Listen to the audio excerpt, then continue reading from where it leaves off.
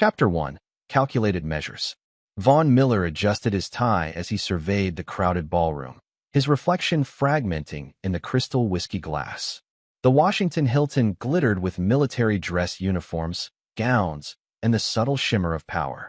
200 of the most influential figures in defense and politics mingled beneath ornate chandeliers, their laughter a counterpoint to the string quartet in the corner. Perfect timing. Defense Secretary Wilson approached, clapping Vaughn's shoulder with practiced familiarity.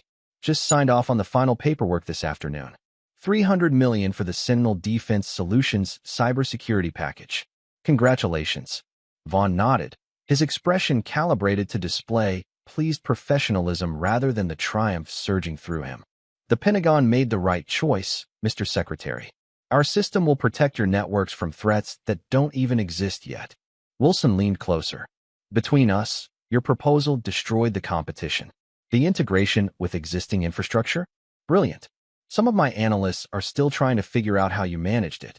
15 years in Delta Force taught me to find entry points others miss, Vaughn replied, his gaze drifting across the room to where his wife held court with 3 Air Force generals and a naval admiral. Layla's emerald dress complemented her auburn hair, her laughter carrying across the room as she touched the admiral's arm with practiced intimacy. Your wife certainly knows how to work a room, remarked Senator Holbrook, materializing beside him with a fresh cocktail. The senator's florid complexion suggested it wasn't his first. She's always been good at getting what she wants, Vaughn responded with a tight smile, watching Layla extract a business card from one of the generals. 2 waiters stepped aside to create a direct line of sight between them. Layla caught his eye across the ballroom and raised her champagne flute in a private toast. After 12 years of marriage, her amber eyes still carried the magnetic pull that had drawn him in during that weapons conference in Dubai. Vaughn lifted his glass in response, ignoring the slight tremor in his right hand. The trembling had started 3 months ago, subtle at first, but increasingly noticeable. He moved toward the bar, his stride deliberately measured to conceal the fatigue that had sapped his energy lately. A former special operator didn't show weakness, especially not at the pinnacle of his civilian success.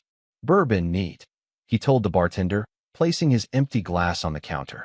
The slight tremor caused a drop of condensation to splash onto his hand. He discreetly wiped it away. You look tired, babe. Layla's voice carried the hint of her Georgia upbringing as she appeared beside him. She smelled of Chanel and champagne. Dr. Pierce said overexertion makes your symptoms worse. She extracted an amber pill bottle from her clutch, shaking a single white tablet into her palm before anyone could notice. Your medication. Vaughn accepted the pill and the water she offered. Just a headache. You push yourself too hard.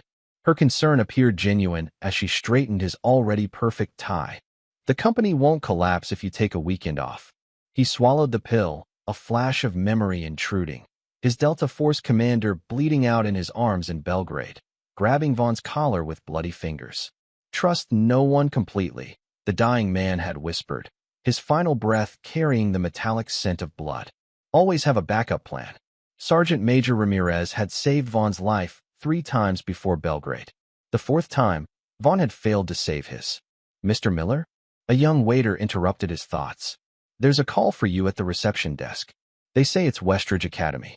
Layla's perfectly sculpted eyebrows rose. Connor? Is everything all right?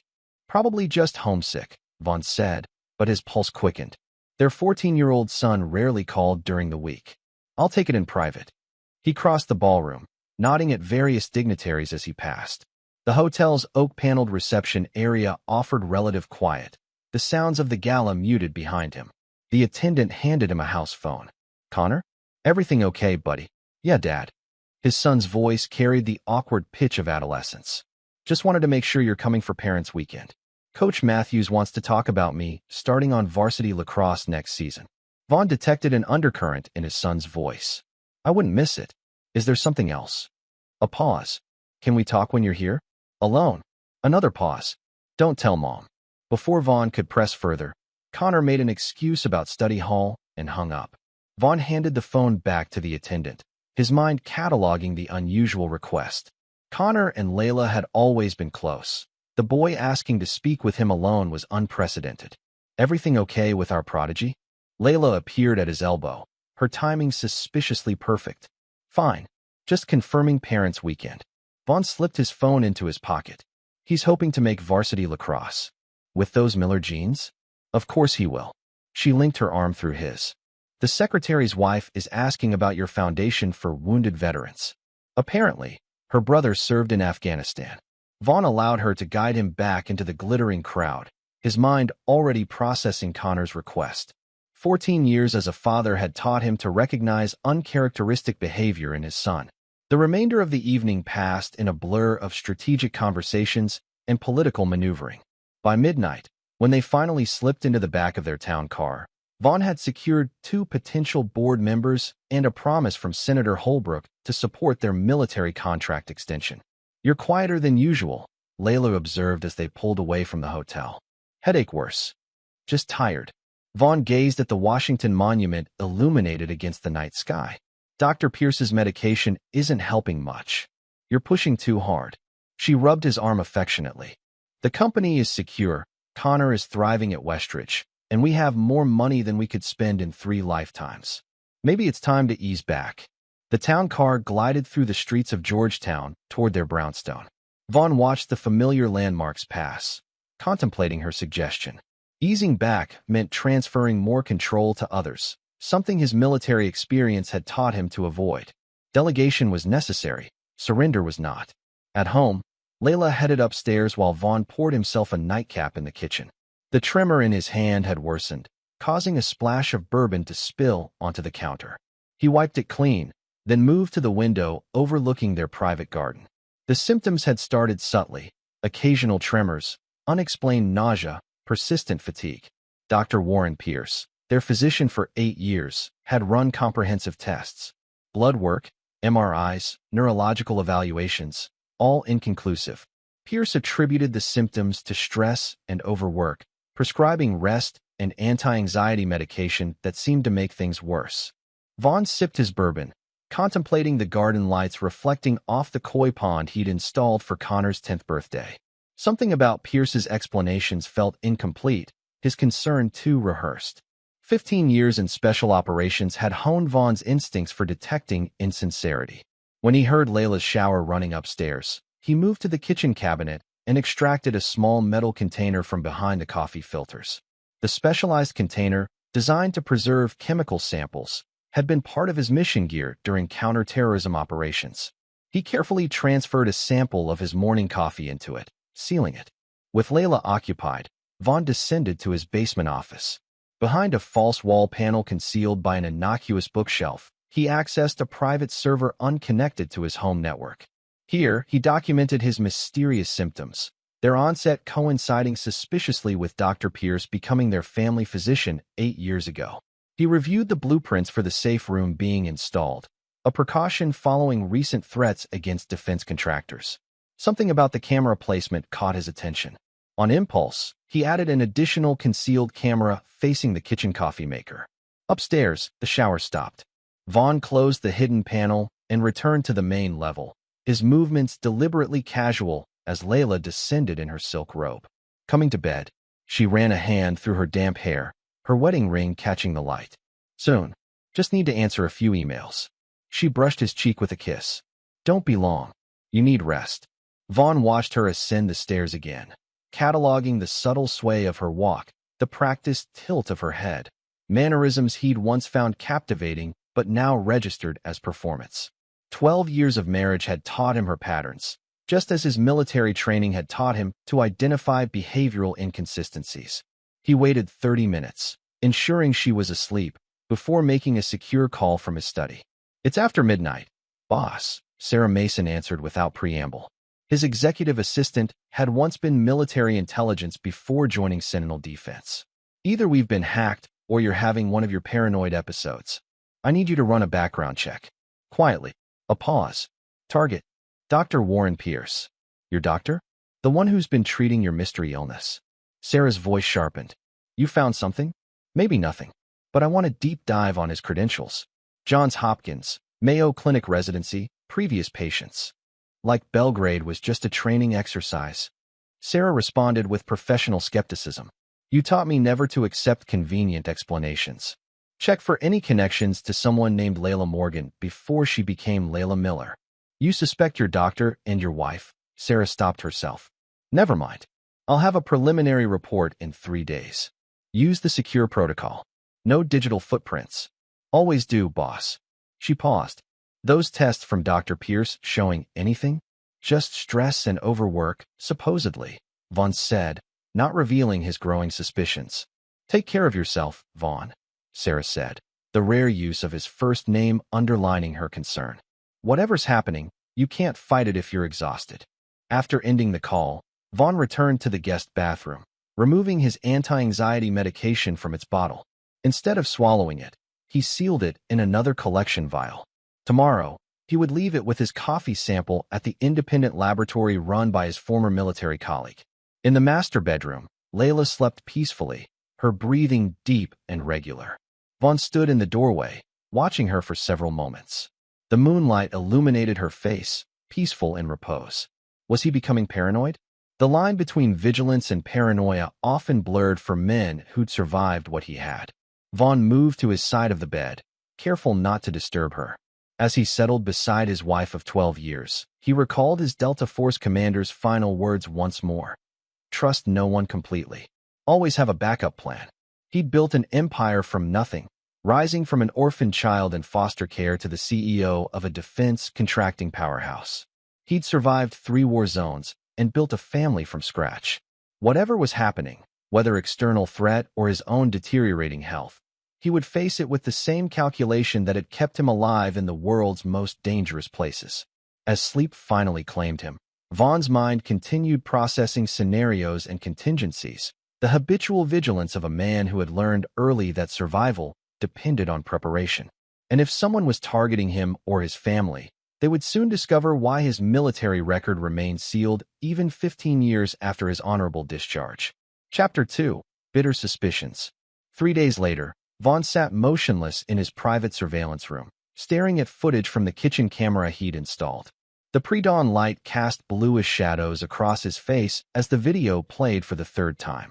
Each viewing crystallized his suspicions into something colder and more certain. The high-definition footage showed Layla in her silk robe, carefully measuring a white powder into his coffee maker's water reservoir. Her movements were practiced, efficient, not the actions of someone doing this for the first time. Most damning was her furtive glance toward the doorway, the guilty check of someone ensuring they weren't observed. His first thought wasn't poison, but rather medication. Perhaps Dr. Pierce had enlisted her help administering some treatment, but her secretive manner suggested otherwise.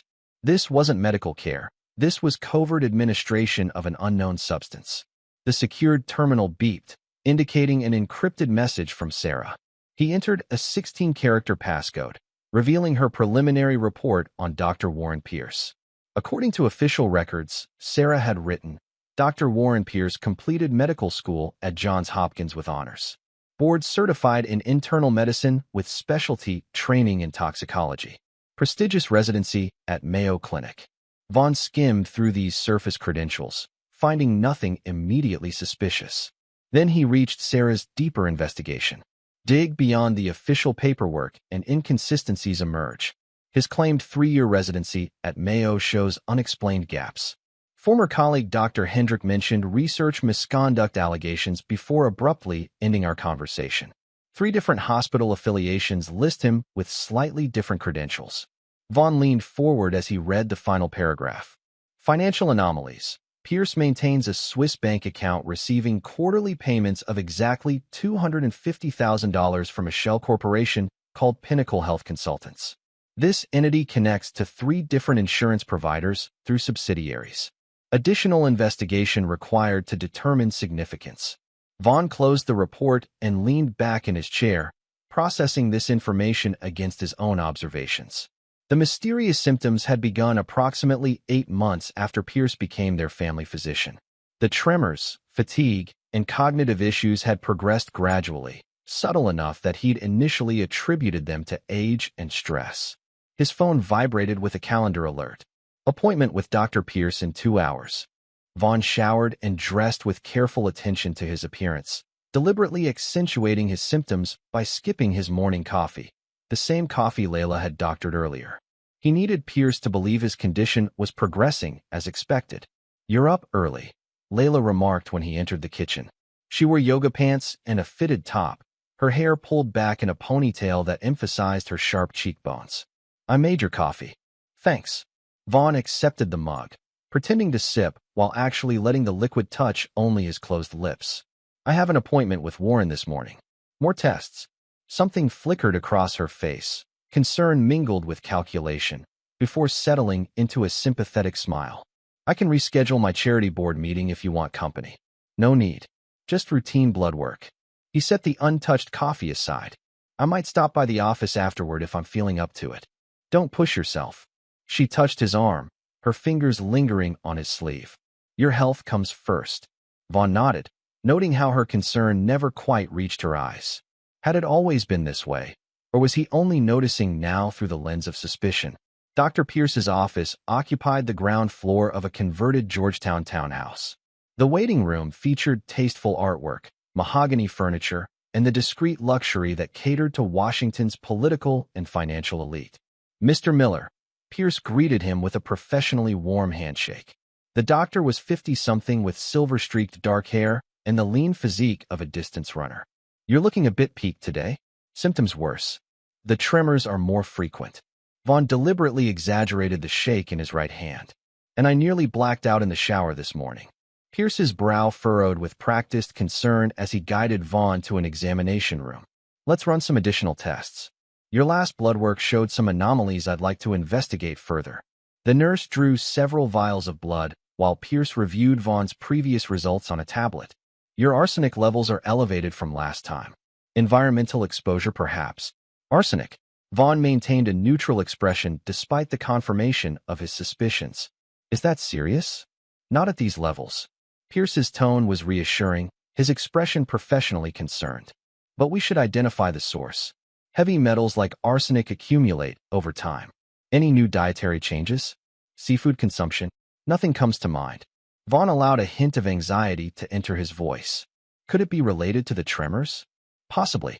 Chronic arsenic exposure can cause neurological symptoms similar to what you're experiencing." Pierce made notes on his tablet. "I'm prescribing chelation therapy to help your body eliminate the arsenic. And I should check Connor during my lecture at Westridge next week. If there's an environmental exposure in your home, he could be affected too." Vaughn's military instincts, dormant for years, flared to life at the mention of his son. "That won't be necessary. I'm visiting him this weekend." All the same, a simple blood test would be prudent. Pierce's suggestion carried an insistence that triggered another warning bell in Vaughn's mind. Teens his age often hide symptoms they don't understand. "I appreciate your thoroughness," Vaughn replied carefully. "I'll discuss it with Connor." After leaving Pierce's office with prescriptions he had no intention of filling, Vaughn drove to a specialized laboratory in an industrial area of Arlington. The nondescript building housed Advanced Toxicology Associates, a private facility run by Dr. Alan Mercer, a former Army toxicologist who had worked with Vaughn's Delta unit analyzing chemical weapons traces. "Didn't expect to see you again after Damascus," Mercer said, ushering Vaughn into his office. The space was utilitarian, filled with advanced equipment rather than the cosmetic luxuries of Pierce's practice. "I need your help." "Off the books." Vaughn placed 2 samples on Mercer's desk, his blood drawn an hour before Pierce's appointment and the coffee sample from that morning. Mercer's expression grew serious as Vaughn outlined his suspicions. "You think your wife is poisoning you? I need to know what's in both samples. And I need absolute confidentiality." Mercer nodded slowly. "This will take 24 hours for comprehensive analysis. But off the record, if you're suspecting arsenic poisoning, you should know it's cumulative. Even if you stop exposure now, your system may already be compromised. How badly? Depends on dosage and duration." Mercer picked up the samples. "Do you have symptoms beyond the tremors and fatigue?" "Occasional memory lapses. Nausea. Headaches. Consistent with chronic arsenicosis." Mercer's expression grew grim. "If this has been ongoing for months, you could be looking at permanent nerve damage, cognitive impairment, or worse. I'll prioritize this analysis." Back in his car, Vaughn made another call on a secure line. "I was wondering when you'd resurface," Marcus Dawson answered, his deep voice carrying the faint traces of his Louisiana upbringing. "Last I heard, You were playing corporate executive and raising a kid in suburbia. I need your expertise on something discreet. Vaughn kept his voice neutral despite the storm of emotions beneath. Like Belgrade discreet or Damascus discreet? Marcus asked, their code for the classified operations that had sealed their military files. Domestic, but potentially Belgrade level. Vaughn hesitated. And I need you to run a background check on my wife. A long pause followed. That's not a request you make lightly. You sure about this? I need to know everything about Layla Morgan before she became Layla Miller. And I need to know if she has any connection to my physician, Dr. Warren Pierce. Timeline. Yesterday, Vaughn watched a young family pass his parked car, the normalcy of their interaction suddenly alien to him. And Marcus, this stays between us. Always does, brother. The line went silent, leaving Vaughn alone with his thoughts. That afternoon, instead of returning home or visiting his office, Vaughn checked into a hotel room overlooking his Georgetown brownstone. Using specialized equipment from a secured storage unit he maintained separate from his regular assets, he established surveillance on his own home.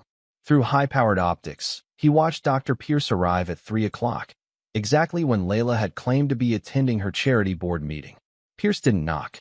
He used a key, entered, and embraced Layla intimately before they disappeared inside together. They remained in the house for 3 hours. While maintaining surveillance, Vaughn received a call from Mercer.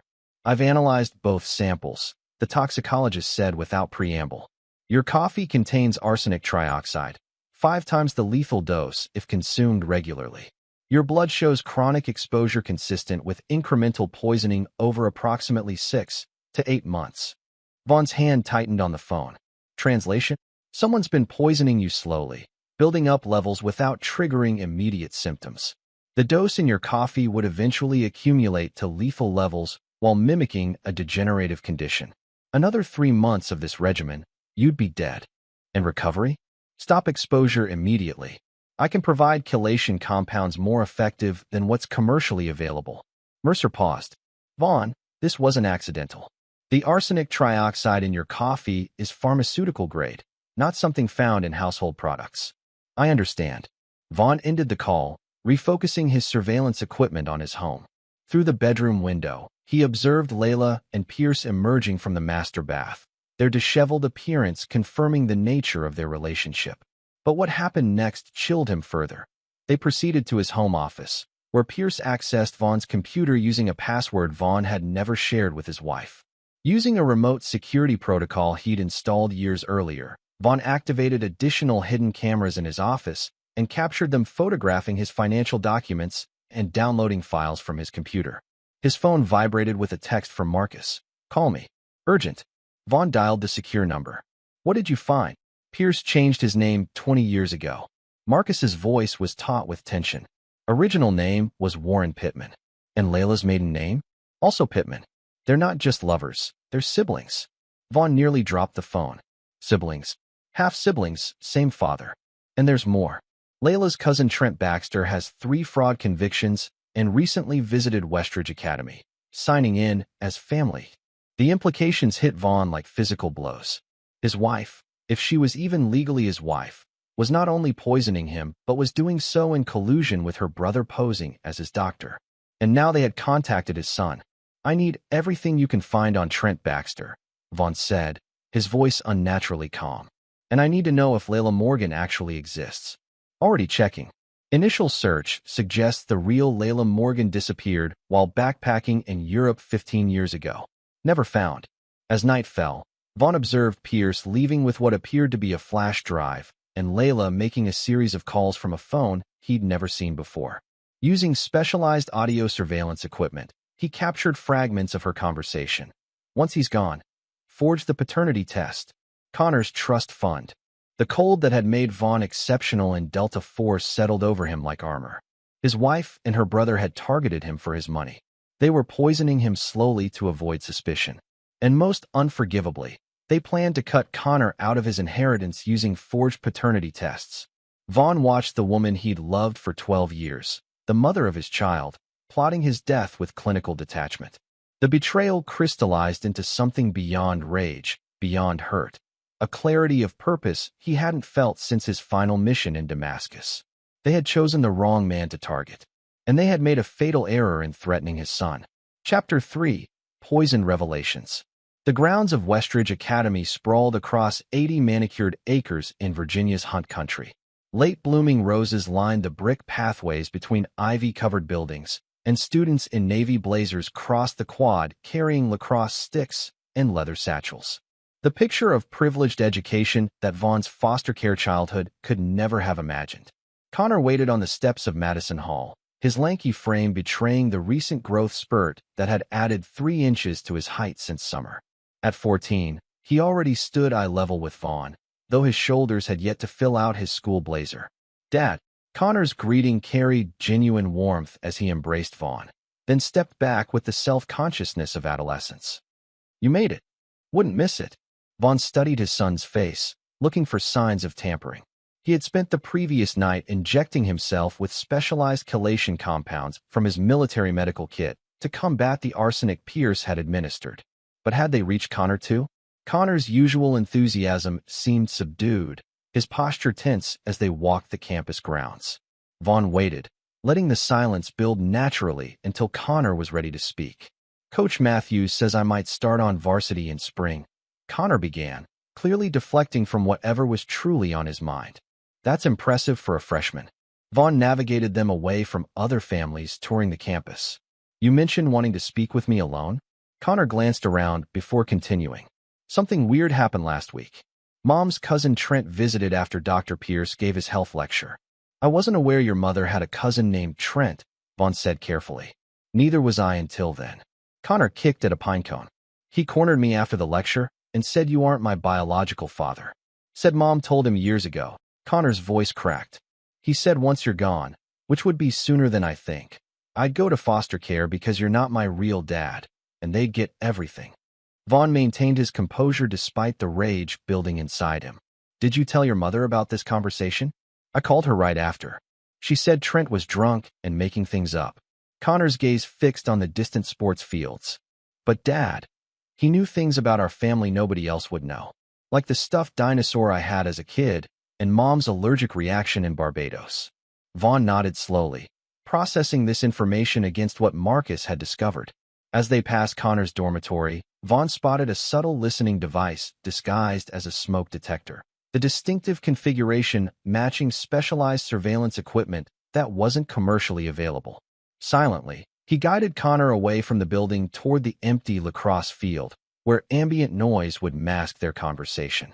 "Connor, I need to ask you something important. Has Dr. Pierce been giving you any medications during his visits here? Any health screenings?" Connor nodded. He said it was part of a school-wide preventative health program. Took blood samples from all students whose parents approved. Mom signed the form. He hesitated before continuing. "And he gave me these vitamins to take daily." He produced a small bottle from his pocket. Vaughn examined the pills, which appeared identical to his own medication. "I want you to stop taking these immediately. Tell no one we had this conversation."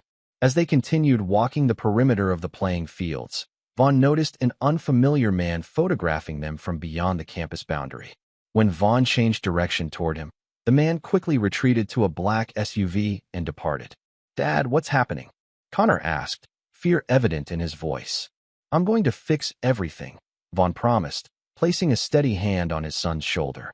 "But for now, I need you to trust me completely and tell no one what we've discussed." Before leaving, Vaughn arranged a meeting with Westridge's head of security, Frank Morales, a retired Marine he'd specifically selected when choosing Connor's school.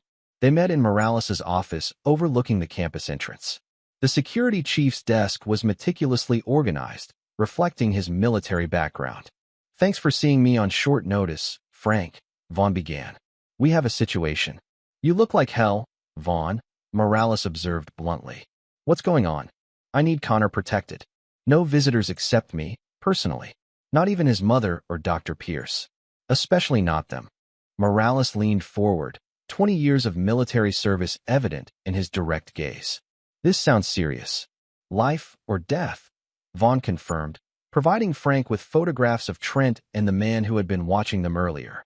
"These individuals are not to have any contact with my son under any circumstances. If they attempt to remove Connor from campus, detain them and contact me immediately." You're talking about restricting your wife's access to her own child? Morales noted carefully. That requires legal documentation, which I'll provide by Monday. Vaughn met his gaze steadily. Until then, I'm asking you as a fellow veteran to trust my judgment. Connor is in danger. Morales studied the photographs, then nodded decisively. We'll implement a security protocol immediately. Connor will be under discreet surveillance at all times. One more thing. Vaughn placed a small device on Morales' desk. This detector will identify any additional surveillance equipment in Connor's quarters or classrooms. I have reason to believe he's being monitored. By whom? That's what I'm determining. Vaughn stood to leave. Whatever happens, Connor's safety is the priority. Understood. Morales escorted him to the door. Vaughn, if you're in trouble, I'm handling it. Vaughn's tone ended further discussion. That evening, driving back to Washington, Vaughn received Marcus's complete report via secure messenger. The information confirmed his worst fears while revealing new dimensions to the conspiracy. 3 wealthy men previously treated by Dr. Pierce had died of natural causes after sudden health declines. Each had recently married women matching descriptions similar to Layla under different names.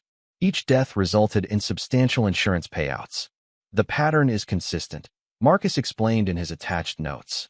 They identify wealthy targets, preferably with troubled pasts or limited family connections. The sister seduces and marries them. The brother becomes their physician. They diagnose mysterious ailments while slowly poisoning them. And Connor? Vaughn had texted back. Why threaten him? In each previous case, they eliminated potential inheritance obstacles.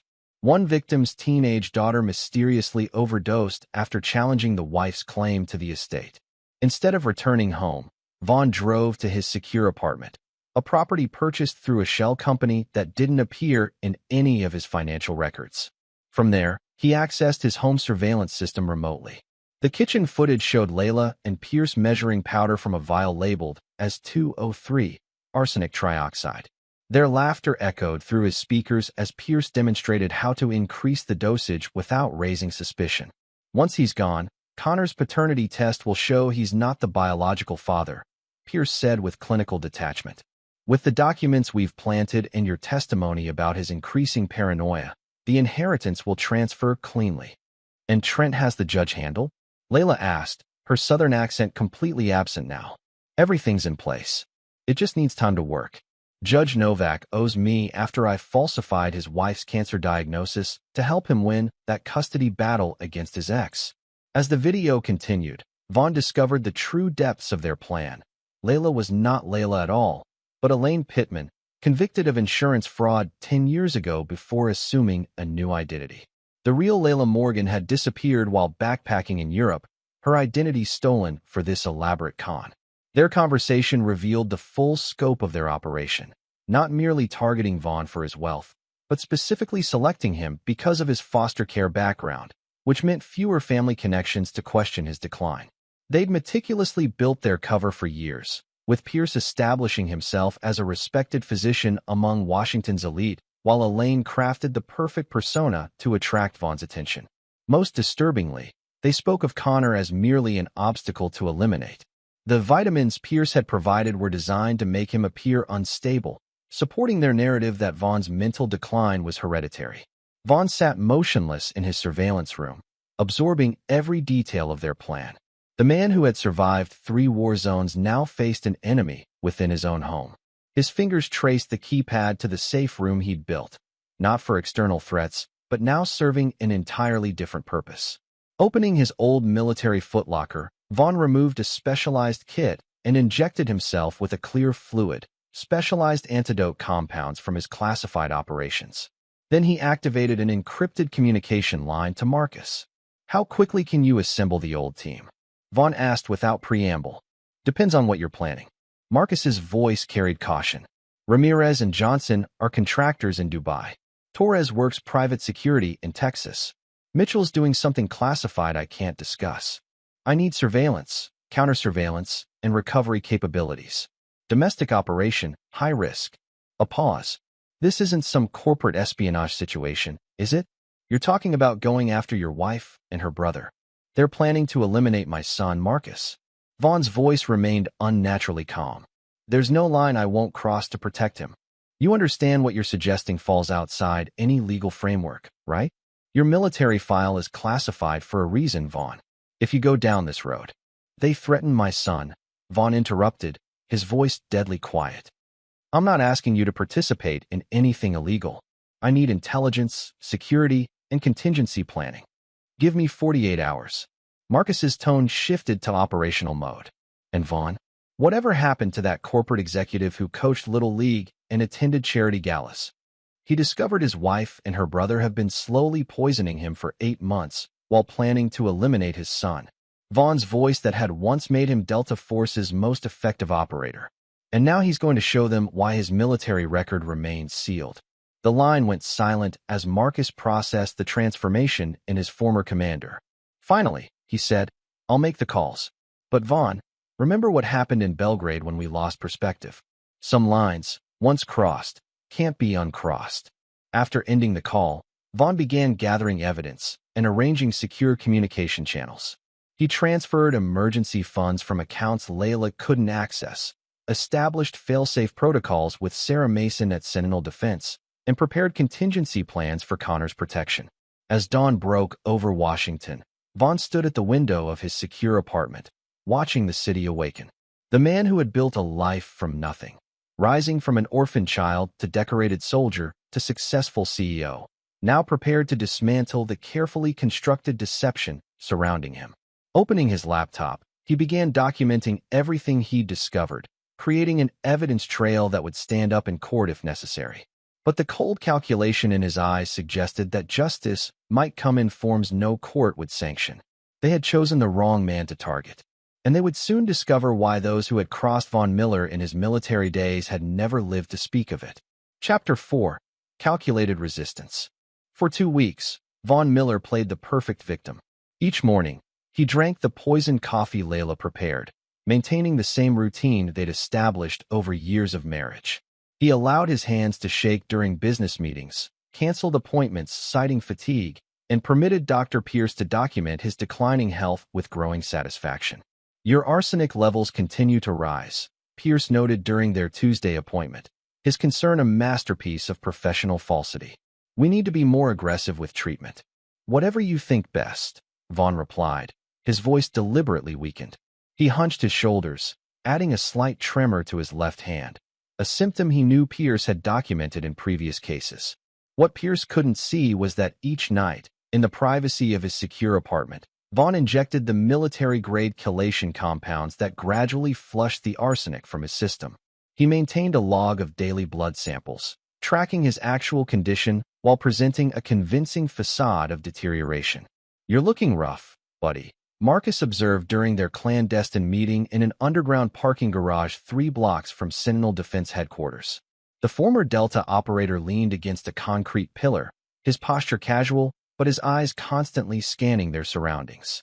Sure you don't want to just turn the evidence over to the cops? And risk Connor getting caught in legal limbo while they investigate? Vaughn shook his head. Layla has fake documents claiming I'm not his biological father. They've bribed Judge Novak to fast-track custody decisions once I'm gone. I need time to dismantle their entire operation. Marcus handed him a manila envelope. My contact at the Bureau ran facial recognition on your wife through the federal database. Elaine Pittman has quite a history. 2 counts of insurance fraud in Arizona, identity theft in Nevada, all under various aliases. Charges dropped each time when witnesses mysteriously recanted. And Pierce. Warren Pittman lost his medical license in Ohio 15 years ago after a patient died under suspicious circumstances. Disappeared during the investigation, resurfaced as Warren Pierce 5 years later with impeccable credentials that don't hold up to deep scrutiny. Vaughn took the envelope, sliding it inside his jacket. The storage facility? Registered to Trent Baxter. Located in Alexandria. Marcus passed him a key card. Security is minimal. My scan detected electronic locks, but no cameras inside the units themselves. Any sign they're onto us? Marcus shook his head. They believe you're dying on schedule. Pierce even booked a vacation to the Caymans for next month, presumably to celebrate your demise. Vaughn nodded, processing this information. Keep watching Connor. Frank Morales has increased security at Westridge, but Trent has already made one approach. I don't trust him to stop there. Your military file was classified for a reason, Vaughn, Marcus said, his voice dropping. If you go down this road. They threatened my son, Vaughn interrupted, his voice deadly quiet. There's no line I won't cross. Back in his secure workshop, Vaughn prepared specialized equipment, microscopic tracking devices originally designed for covert operations in hostile territories. He'd acquired them through channels from his military days, contacts who asked no questions when a former Delta operator needed equipment that technically didn't exist.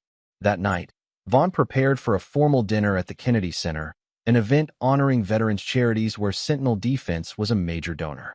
As he adjusted his bow tie, Layla entered their bedroom wearing a black evening gown, her ruby necklace catching the light. You should sit this one out, she suggested, her concern appearing genuine to anyone who didn't know better. You're pushing yourself too hard. Can't miss it, Vaughn replied, deliberately slurring his words slightly. Major donors expecting me. At least take your medication before we go. She handed him a pill with a glass of water, watching as he swallowed it. The pill now rested in a pocket under his tongue, a trick he'd learned during captivity training. Later, it would join the growing collection of evidence in his laboratory. During dinner, Vaughn played his role perfectly, the successful CEO fighting a mysterious illness with dignity. He allowed his hand to shake while lifting his water glass, apologized quietly when he accidentally knocked over the salt shaker, and excused himself twice, ostensibly for bathroom breaks. Each time, he used the opportunity to implement his plan. First, he planted a microscopic tracking device in the clasp of Layla's ruby necklace, her favorite piece of jewelry that she wore to all important functions.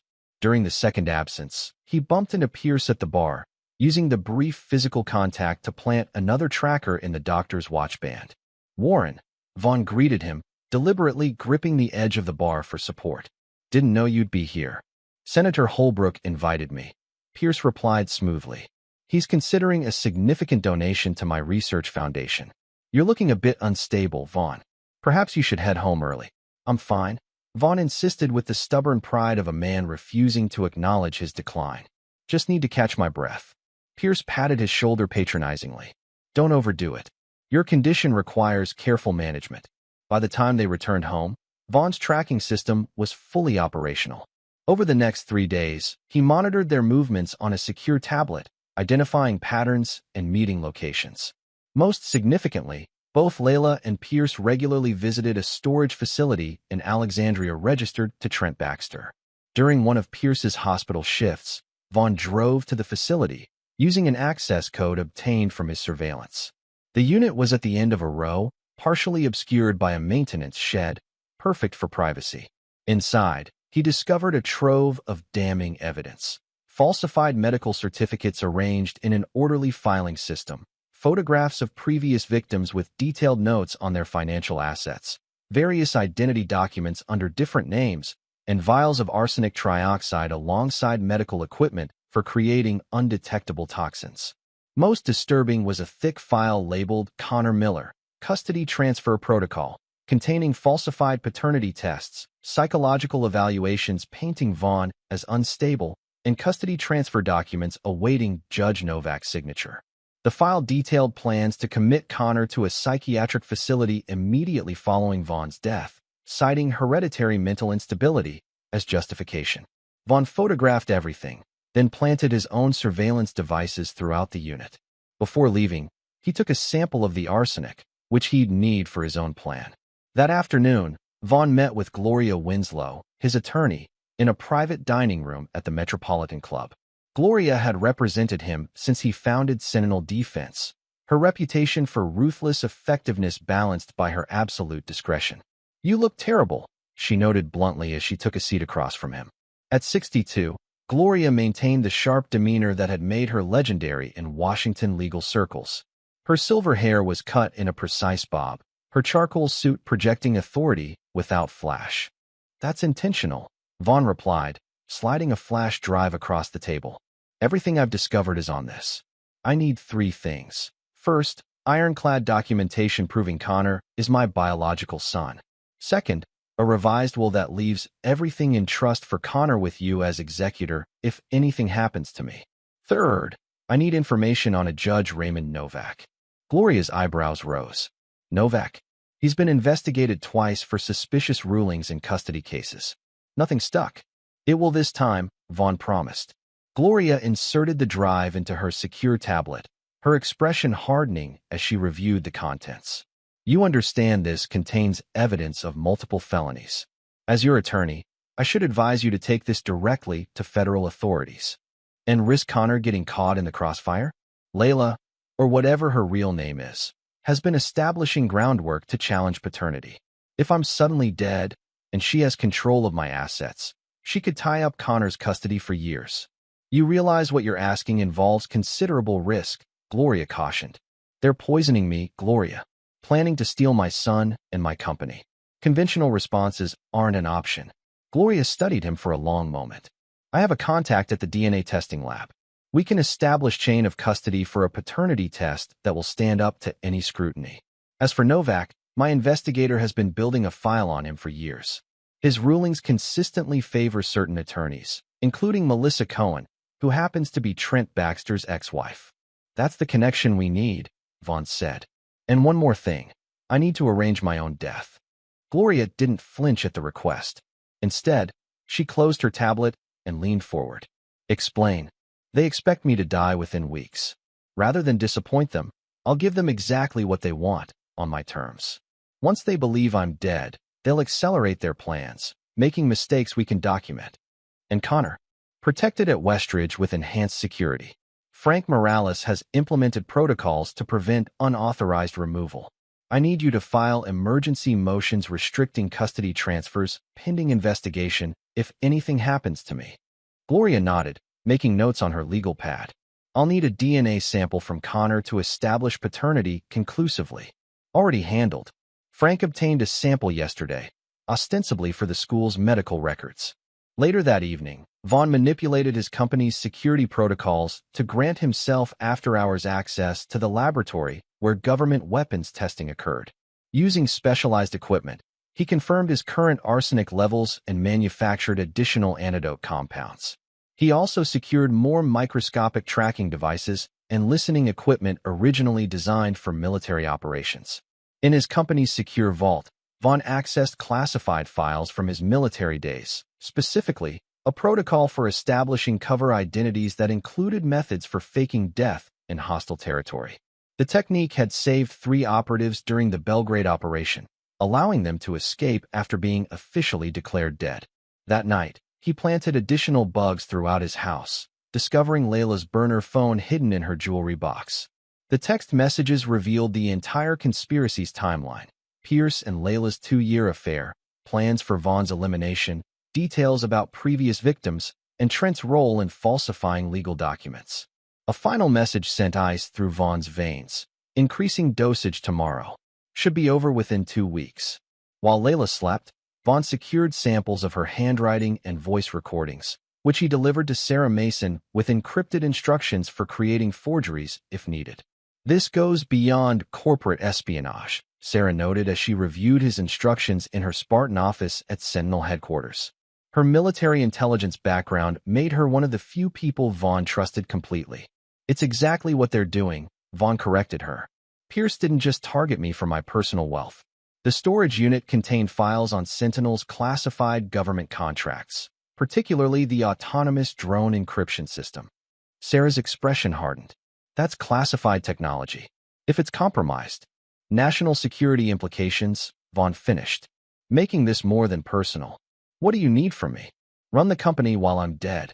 Quietly monitor for any unusual data access or transfer attempts. And be ready to provide these documents. He handed her a sealed envelope. When I give the signal. Sarah took the envelope without opening it. And if something goes wrong? The package also contains evidence of everything I've discovered. If I don't contact you within 72 hours of my death, deliver it directly to FBI Special Agent Thomas Keller. As dawn broke, Vaughn returned to his house, slipping into bed beside the woman who had shared his life for 12 years while plotting his death. He studied her sleeping face. The features he had once found beautiful now revealed calculation in their perfect symmetry. Tomorrow would begin the final phase of his plan. If successful, he would reclaim his life and protect his son. If not, he had arranged for justice to follow his actual death, a contingency plan worthy of his Delta Force training. As Layla stirred beside him, Vaughn closed his eyes, pretending sleep. The game continued, but the rules had changed. The hunter was now the hunted, though she didn't know it yet. Chapter 5, Tactical Advantage. Mr. Miller? Mr. Miller, can you hear me? The voice seemed distant, filtering through layers of consciousness as Vaughn opened his eyes to the planned chaos of Sentinel Defense's executive boardroom. He had collapsed during the quarterly budget meeting, exactly as scheduled. Sarah Mason knelt beside him, her concern appearing genuine to the stunned board members watching the company's founder convulse on the Italian marble floor. "Call an ambulance," someone shouted, while Sarah loosened his tie with practiced efficiency. "Already done," she responded, her fingers checking his pulse with theatrical urgency. "His doctor needs to be notified immediately. Dr. Warren Pierce." Within minutes, paramedics rushed into the boardroom, loading Vaughn onto a gurney as Sarah provided them with his medical history, a carefully crafted document emphasizing his existing condition and specifying Pierce as his physician. "I'll ride with him," Sarah insisted, climbing into the ambulance. Once the doors closed, she pulled the privacy curtain and quickly administered a compound that mimicked severe symptoms while countering the actual arsenic in his system. Pulse elevated, blood pressure dropping. A paramedic called out as they approached Georgetown University Hospital. Possible toxicity reaction. At the emergency entrance, Dr. Pierce waited with practiced concern, white coat fluttering as he directed the gurney to a private room. "I'm his personal physician. I'll take over from here." Rushed to the hospital under Pierce's care, Vaughn appeared to be fighting for his life, while secretly monitoring everything through specialized contact lenses that recorded video. Sarah Mason, posing as his executive assistant, insisted on staying nearby for company business matters, allowing her to observe Pierce's activities and medical orders. "His condition has deteriorated more rapidly than expected," Pierce murmured to an attending nurse, administering what he claimed was a specialized treatment through Vaughn's 4. Sarah, watching from the corner, discreetly photographed the medication vial with a pen camera disguised as a company logo. With Layla sobbing convincingly in the hallway, Pierce administered what he claimed was another specialized treatment, but was actually a lethal dose meant to end matters quickly. "Cardiac arrest imminent," the nurse announced as alarms blared. In the controlled chaos, Marcus, disguised as a hospital orderly, switched Vaughn's 4 to a harmless saline solution while applying a compound that temporarily mimicked death-like vital signs. Code Blue. Code Blue. Medical staff rushed into the room as Pierce performed perfunctory resuscitation attempts, his actions lacking the urgency of someone genuinely trying to save a life. After 12 minutes of supposed life-saving efforts, Pierce stepped back, glancing at his watch. Time of death, for 17 p.m. Layla's wails echoed through the corridor, her performance convincing to everyone except the 3 people who knew the truth. The hospital issued a death certificate, and Vaughn's body was transferred to a private mortuary, actually operated by former military contacts who helped him disappear. "They'll conduct an autopsy," Marcus warned at their secure location, an abandoned NSA listening post in rural Virginia that had been decommissioned after the Cold War. "Standard procedure for unexpected deaths. The body they're examining isn't mine," Vaughn explained, reviewing the security footage from cameras Sarah had planted in the hospital room. Gloria arranged for an unclaimed John Doe with similar physical characteristics. By the time anyone realizes the difference, this will be over. The monitoring screens showed Pierce completing paperwork while Layla made phone calls in the hospital corridor. Through directional microphones, they captured her conversation with Trent. "It's done. Contact Novak about expediting the custody hearing." "That's crossing into serious legal territory," Sarah noted, concerned as she reviewed the body-switching operation details. "Falsifying death certificates, substituting corpses. They crossed that line when they targeted my son," Vaughn responded coldly. He pointed to another monitor showing Connor at Westridge, safely attending classes under Frank Morales' watchful eye. Besides, the John Doe was unclaimed, destined for a pauper's grave. Now he'll have a first-class funeral instead. Meanwhile, at the county morgue, the mortuary substitution nearly unraveled when a young medical examiner, Dr. Rebecca Chun, noticed discrepancies in dental records. These molars don't match the previous dental x-rays, she muttered, comparing the charts to the body before her. The facial features matched Von Miller's photographs, but certain dental work was inconsistent with his records. Before she could report her findings, Trent Baxter arrived with a substantial bribe, ensuring the death certificate remained unquestioned and fast-tracking cremation approval to destroy evidence. Mr. Miller's family has requested expedited processing due to religious considerations, Trent explained, sliding an envelope across her desk. Judge Novak has already approved the accelerated timeline. Dr. Chun hesitated, her professional ethics warring with the $10,000 in the envelope. There are irregularities in the dental records that should be addressed. Simple clerical errors, I'm sure. Trent interrupted smoothly. The family is already devastated. Technical delays would only compound their suffering. Unknown to them, every conversation was recorded by devices Sarah had planted in the morgue, creating a comprehensive evidence trail of conspiracy and corruption. At Westridge Academy, Frank Morales received a call from Layla announcing Vaughn's death and requesting Connor's immediate release into her custody. When he hesitated, citing Vaughn's strict instructions, Judge Novak personally called to threaten legal consequences if Connor wasn't released immediately. Mrs. Miller has sole custody following her husband's passing, Novak insisted, his judicial authority clear in his tone. The boy should be with his mother during this difficult time. Frank stalled by requesting official documentation, then contacted Gloria Winslow, as Vaughn had instructed if anything happened to him. Gloria immediately filed emergency motions challenging Novak's jurisdiction, creating a 48-hour delay. The motion cites questions regarding biological parentage that must be resolved before custody changes. Gloria explained to Frank during their secure call. It won't hold forever, but it buys us time. Connor knows something's wrong, Frank reported. He's asking questions about his father's condition.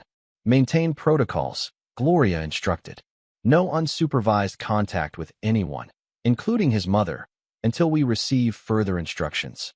Publicly declared dead, Vaughn watched through surveillance as Layla and Pierce celebrated in his Georgetown study. From his monitoring station, he observed them toasting with champagne, discussing how they would spend his fortune after the grieving period. Trent arrived with Judge Novak, who promised to expedite the custody hearing challenging Connor's paternity once the will entered probate. The DNA test results are ready whenever needed, Trent confirmed, opening a folder containing falsified laboratory reports. Shows zero paternal match to Miller, as requested. What about the Westridge security guard? Novak asked, sipping the 20-year-old scotch Vaughn had received as a gift from the Secretary of Defense. He's creating problems. I've got someone handling him tonight, Trent assured them. By morning, Connor will be released to Layla's custody without interference. Vaughn immediately dispatched Marcus to protect Frank Morales, while he contacted Connor through an encrypted messaging app they'd established years earlier as a fun security game. Trust no one right now, Vaughn wrote. Your mother will claim I'm dead. I'm not. Stay at school no matter what. Security team is watching you 24/7. Dad, Connor responded immediately. They called me to the headmaster's office. Said there was an accident. Whatever happens, stay in public spaces. Don't eat or drink anything they give you. Is Mom involved? Connor's question appeared on the screen, the typing indicator showing his hesitation. Yes. Dr. Pierce too. I'll explain everything soon. Trust only Frank Morales. Meanwhile, Detective Sadie Reeves from Financial Crimes approached Gloria Winslow with suspicious findings. They met in Gloria's office, blinds drawn against the evening skyline. 3 wealthy men died after marrying women matching Mrs. Miller's description under different names, Reeves explained, spreading photographs across Gloria's desk. Each time, Dr. Pierce was the attending physician. Each death involved arsenic poisoning disguised as natural causes. Gloria feigned surprise while secretly recording the conversation for Vaughn. Perhaps you should delay the cremation Mrs. Miller has scheduled for tomorrow. Already tried. Judge Novak signed an emergency order citing religious necessity. The body's being cremated in 6 hours. That's unusually fast, Gloria noted. I wonder what they're hiding. Detective Reeves's eyes narrowed. Precisely what I'm wondering. The timing is suspicious, especially with the substantial life insurance policy that just cleared verification. $20 million, Gloria confirmed. plus Sentinel defense stock options currently valued at approximately $300 million. Quite a motive, Reeves observed. And you represent Mr. Miller's estate? I do. And I find the rush to cremation concerning, especially given certain irregularities in Mr. Miller's medical treatment. Reeves leaned forward. What irregularities? Gloria opened a folder containing Vaughn's medical records, the real ones, not Pierce's falsified versions. Blood tests from an independent laboratory showing arsenic levels inconsistent with environmental exposure. And this, she slid forward a photograph. Dr. Pierce with Mrs. Miller at a hotel in Baltimore 3 years ago. Mr. Miller was apparently unaware of their pre-existing relationship. Detective Reeves studied the photograph. I need copies of everything. Of course, Gloria agreed. And detective? Time is critical. Not just for justice, but for Connor Miller's safety. Back at the monitoring station, Vaughn watched as Trent dispatched 2 men toward Westridge Academy. Their conversation, captured through directional microphones, confirmed they intended to neutralize Frank Morales and extract Connor regardless of legal obstacles. Our window is closing, Vaughn told Marcus and Sarah. They're accelerating the timeline. The FBI needs more evidence before they can move, Sarah reported after ending a secure call. Agent Keller is building a case, but jurisdictional issues are slowing the process. Connor can't wait for bureaucracy. Vaughn began assembling specialized equipment, non-lethal weapons, communications gear, and infiltration tools. Plan B activates now. That's 3 steps ahead of where we should be, Marcus objected. The body hasn't even been cremated yet. They're sending mercenaries after my son, Vaughn replied, checking the charge on a specialized taser designed for military applications. The timeline just changed. As night fell over Washington, 3 separate plans accelerated toward collision. Layla and Pierce prepared to secure Connor and eliminate any obstacles. Detective Reeves gathered evidence of a complex murder conspiracy, and Vaughn mobilized to protect his son at any cost. In the darkness, Vaughn activated a secure line to Gloria. They're moving on Connor tonight. Delay the cremation by any means necessary. I need that body as evidence. Already handled, Gloria replied. Judge Sanders has agreed to review the expedited cremation order. That gives us until morning at least. And Connor's custody? Emergency hearing scheduled for 9 a.m. I've submitted DNA evidence proving paternity, but Novak is still assigned to the case. We'll deal with Novak, Vaughn assured her. Just keep the legal channels open while I secure Connor. As he ended the call, Vaughn studied the surveillance feeds showing his own home, where Layla, Pierce, and their conspirators believed they were celebrating their perfect crime, unaware that their target was not only alive but watching their every move. Their overconfidence would be their downfall. In the shadow world where Vaughn had once operated, appearing weak when you were strong was the ultimate tactical advantage. Chapter 6. Forced Retreat.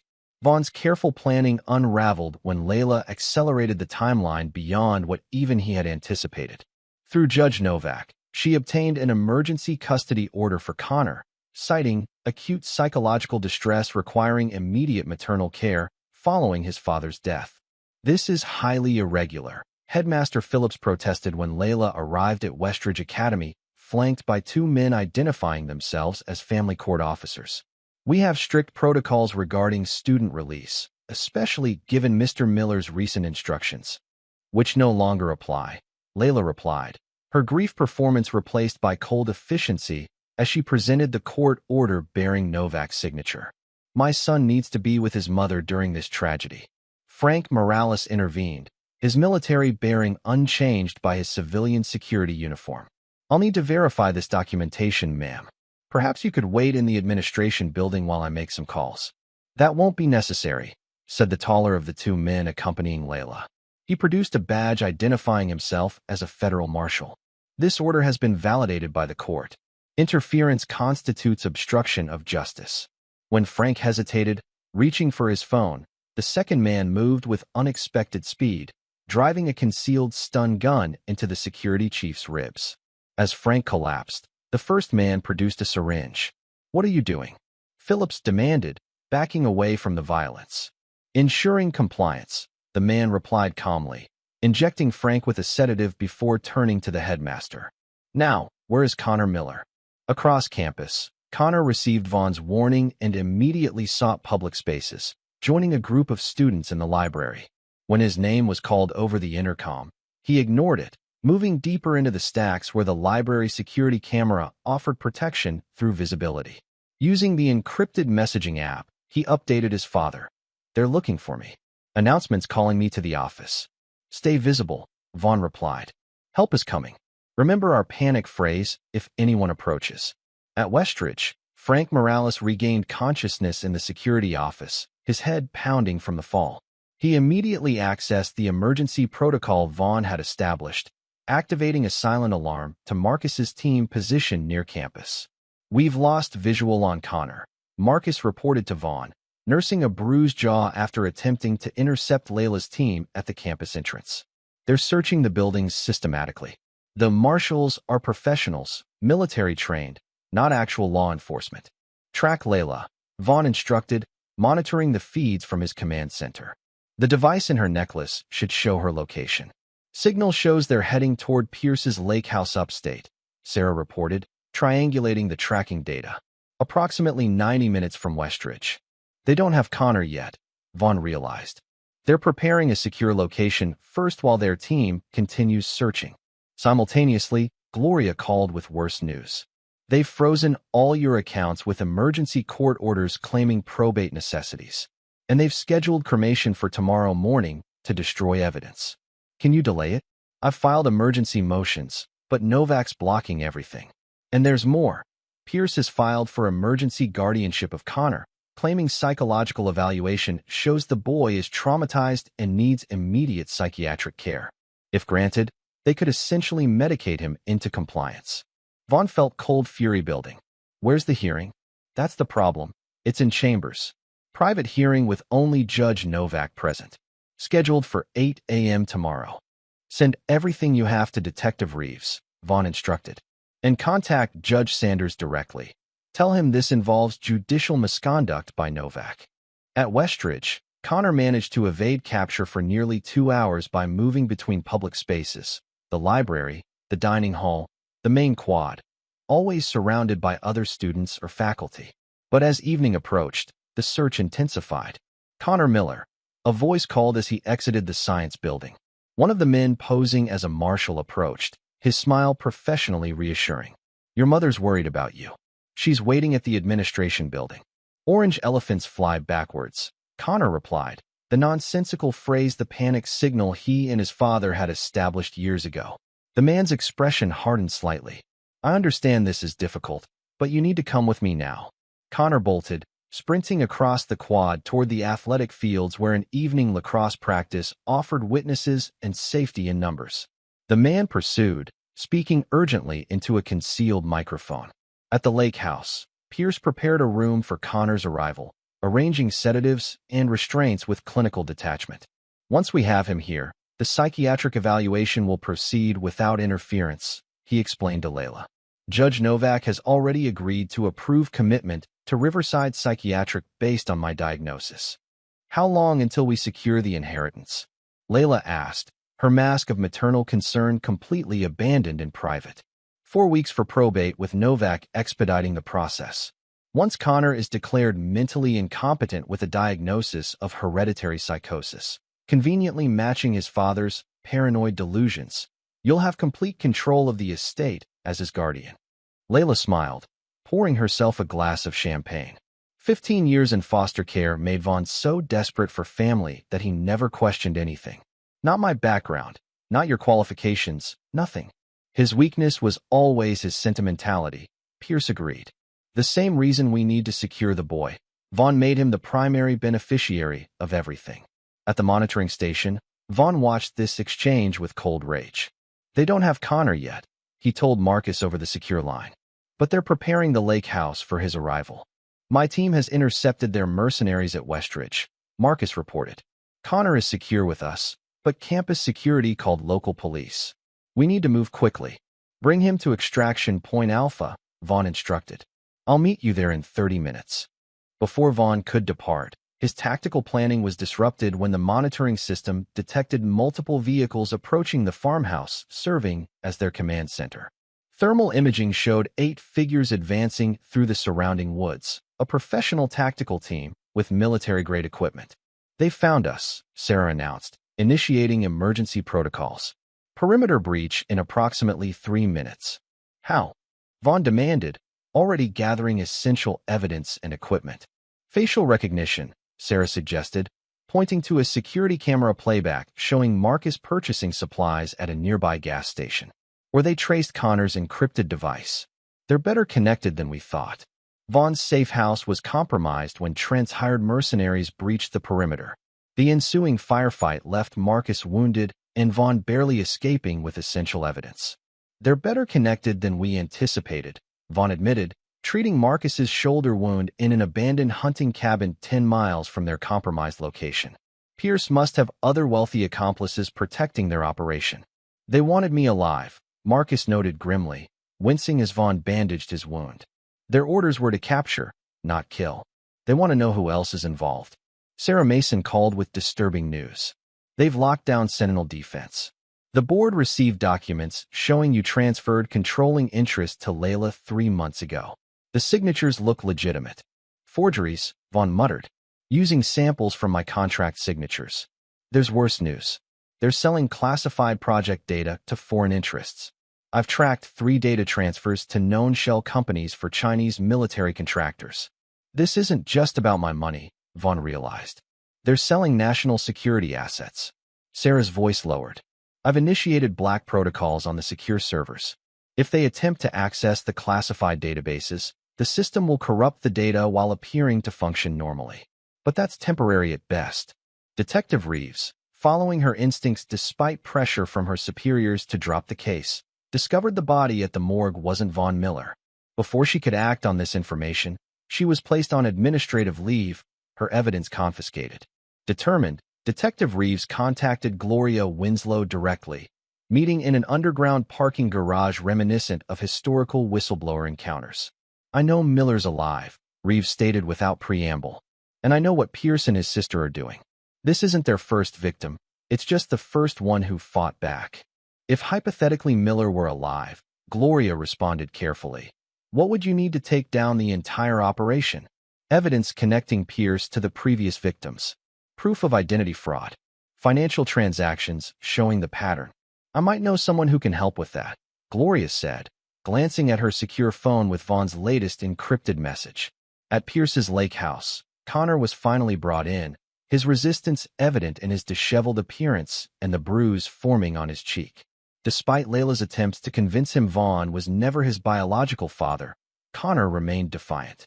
"Your so-called father was paranoid and dangerous," Pierce explained with false compassion as Connor sat rigidly on a leather sofa. "These delusions about poisoning were symptoms of his deteriorating mental state." "Then why don't you let me see the body?" Connor demanded. "Cremation is scheduled for tomorrow," Layla said smoothly. It's what he wanted. When Connor continued challenging them, Pierce prepared a syringe. "This will help you rest. You're clearly in shock from your father's death." "I'm not taking that." Connor backed away. "It's not optional." "Connor." Pierce advanced with Trent moving to restrain the boy. In a move Vaughn had taught him, Connor feigned compliance, then bolted through the patio doors, sprinting for the boathouse at the edge of the property. Locking himself inside, he activated the emergency beacon hidden in his watch, another of Vaughn's precautions. "He's becoming problematic," Pierce noted coldly as Trent returned from an unsuccessful search of the boathouse. "The sedative dose needs to be increased." "We can't risk an overdose," Layla objected. "Not until the inheritance is secured." "He's 14 and traumatized," Pierce countered. A sedative overdose would be tragic, but unsurprising given his emotional state following his father's death. That night, Connor feigned sleep while activating the encrypted messaging app. "Lake house. North bedroom. Window faces dock. 2 guards. They tried to inject me with something. Help." Vaughn, face darkening with rage, prepared specialized equipment from his military days. "They've taken my son. This ends now." Marcus, despite his injury, checked his weapon. "What's the plan?" "We end this permanently," Vaughn said, his voice cold as he opened a case containing specialized infiltration equipment. "And we make sure they can never threaten another family again." Meanwhile, Detective Reeves presented her evidence to FBI Special Agent Thomas Keller, who specialized in serial homicide investigations. This isn't just financial crime, she explained, spreading photographs and documents across his desk. We're looking at multiple homicides across state lines. Pierce and his accomplices have killed at least 3 wealthy men using the same method they attempted with Von Miller. And you believe Miller is still alive? Keller asked skeptically. The dental records from the body don't match. The cremation was rushed. Every witness who might question the identification has been threatened or bribed. Reeves pushed a file across the table. And there's this security footage showing someone matching Miller's description accessing his company's lab 3 days after his supposed death. Agent Keller studied the grainy image. If you're right, we're looking at a massive conspiracy involving murder, identity theft, fraud, and espionage. With a 14-year-old boy caught in the middle, Reeves added grimly, checking her watch.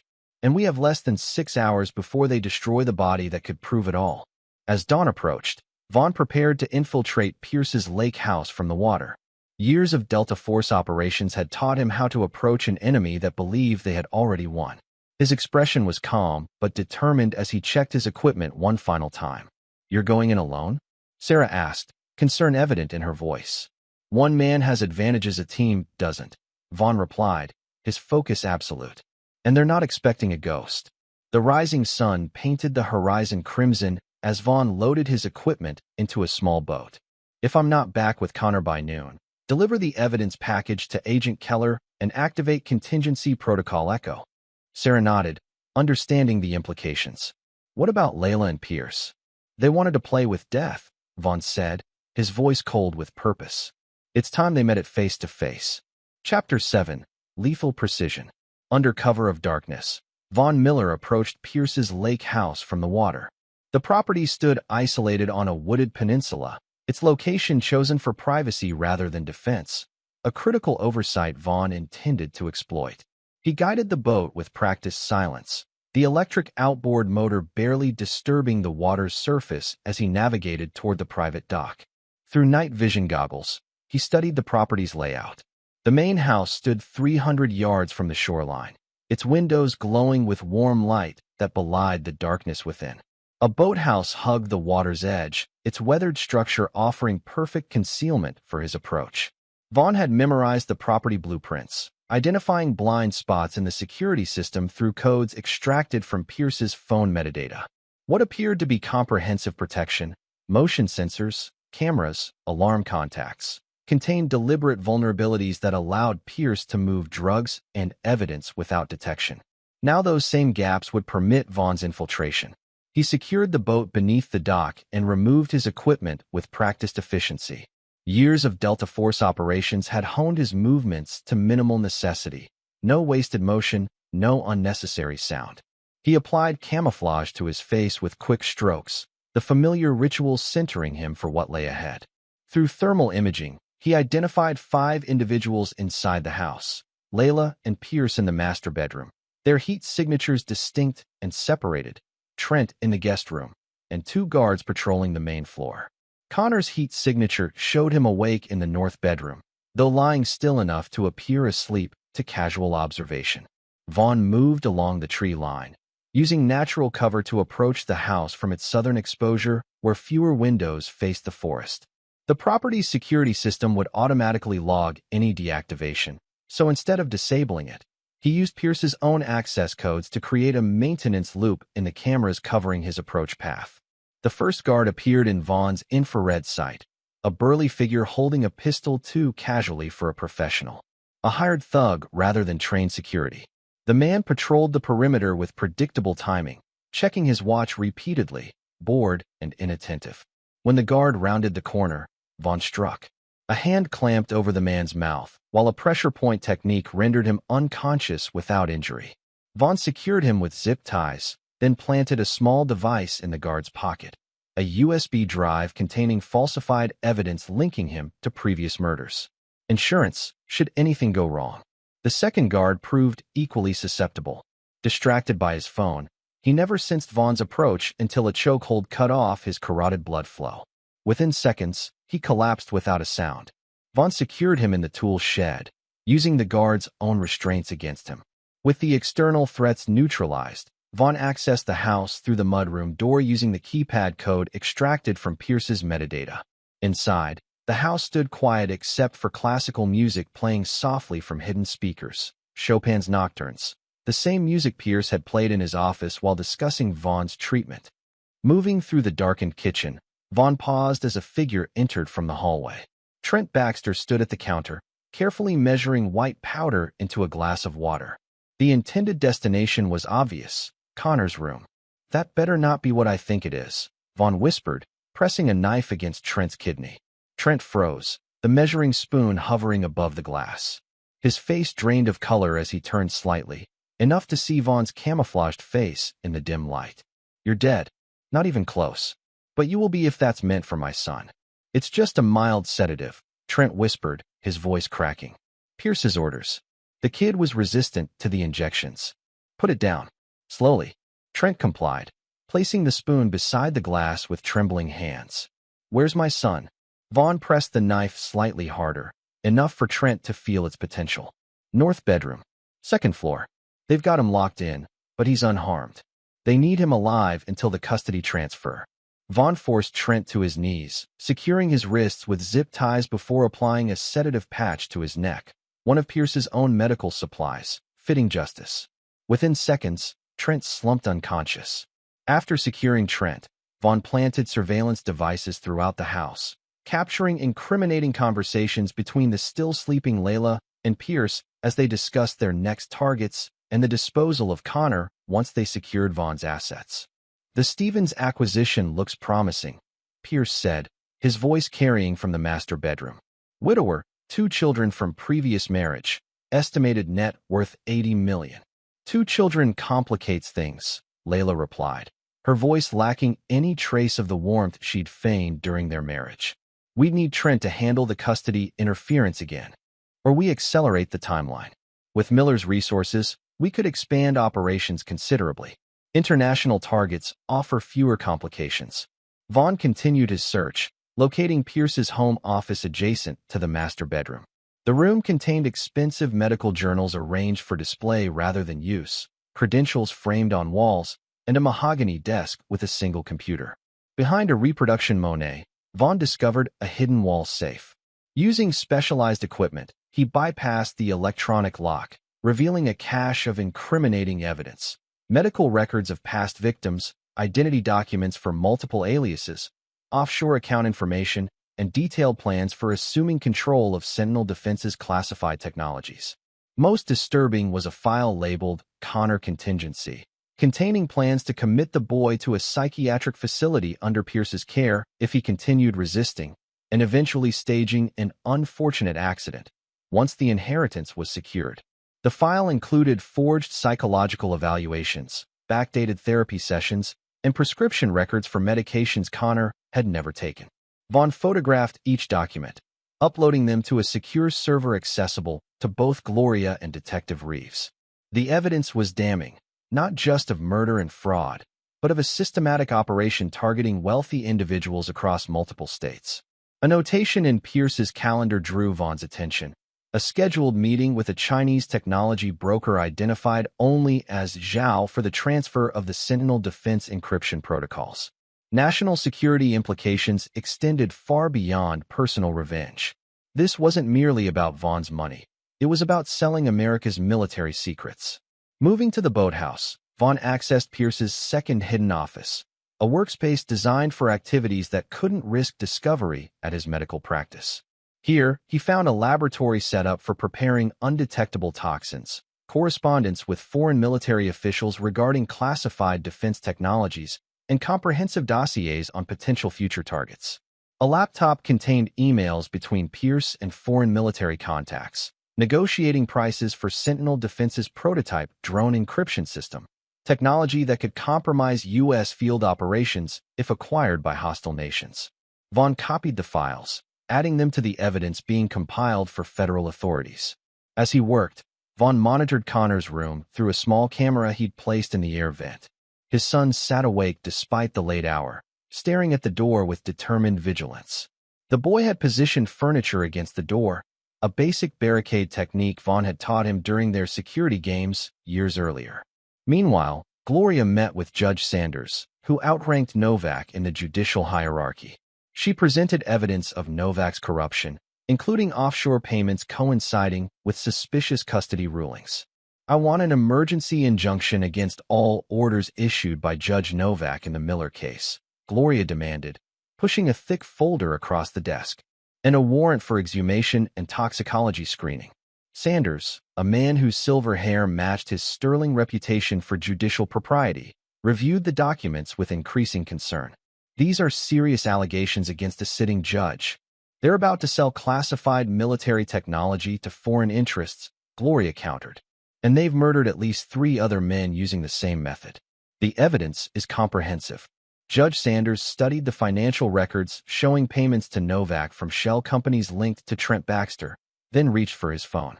"I'm contacting the FBI. This goes beyond judicial misconduct."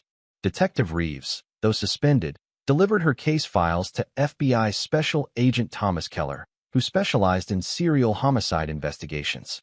Their meeting in a federal building downtown carried the urgency of national security implications. "This isn't just financial crime," she explained, spreading surveillance photos across his desk. "We're looking at multiple homicides across state lines. Pierce and his accomplices have killed at least 3 wealthy men using the same method they attempted with Von Miller." "And you believe Miller is still alive?" Keller asked skeptically. "The dental records from the body don't match. The cremation was rushed. Every witness who might question the identification has been threatened or bribed." Reeves pushed a file across the table. "And there's this security footage showing someone matching Miller's description accessing his company's lab 3 days after his supposed death." Agent Keller studied the grainy image of a man whose posture and build matched Vaughn's, entering a secure laboratory using valid credentials. "If you're right, we're looking at a massive conspiracy involving murder, identity theft, fraud, and espionage. With a 14-year-old boy caught in the middle," Reeves added grimly.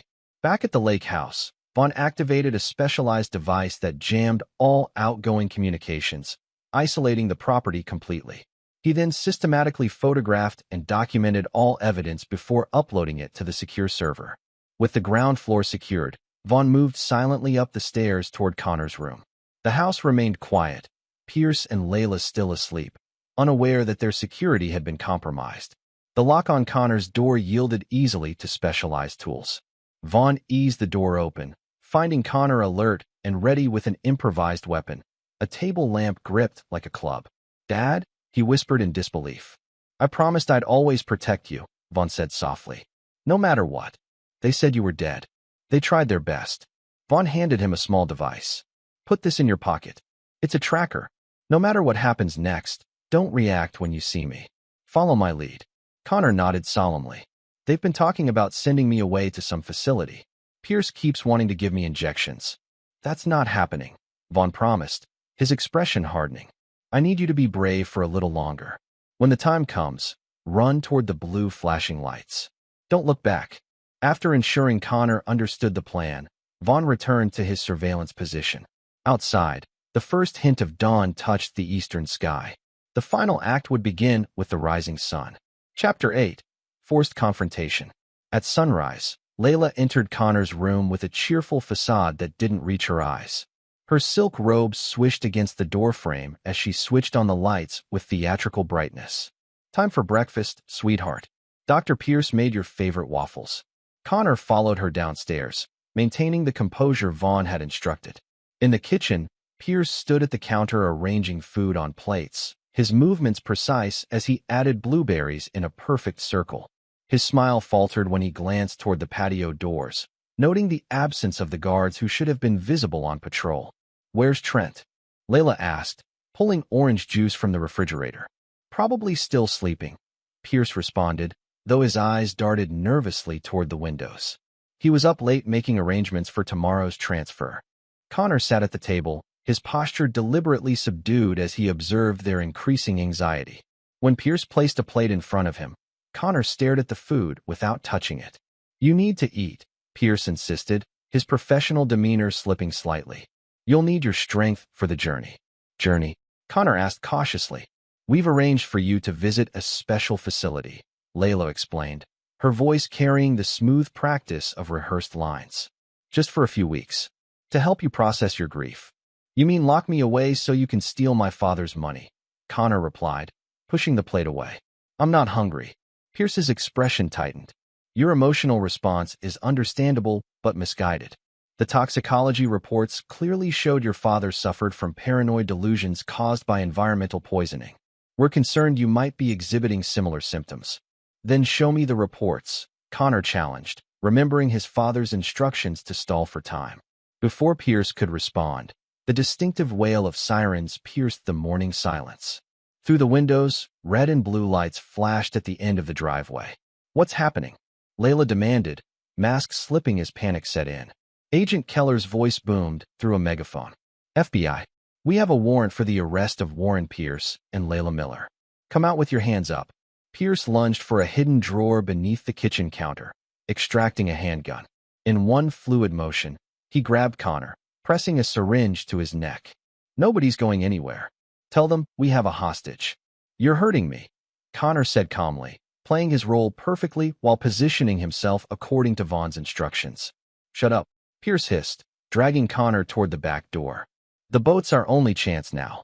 Layla's composure cracked completely. Her southern accent disappeared entirely, replaced by the harsher tones of her true personality. This wasn't the plan.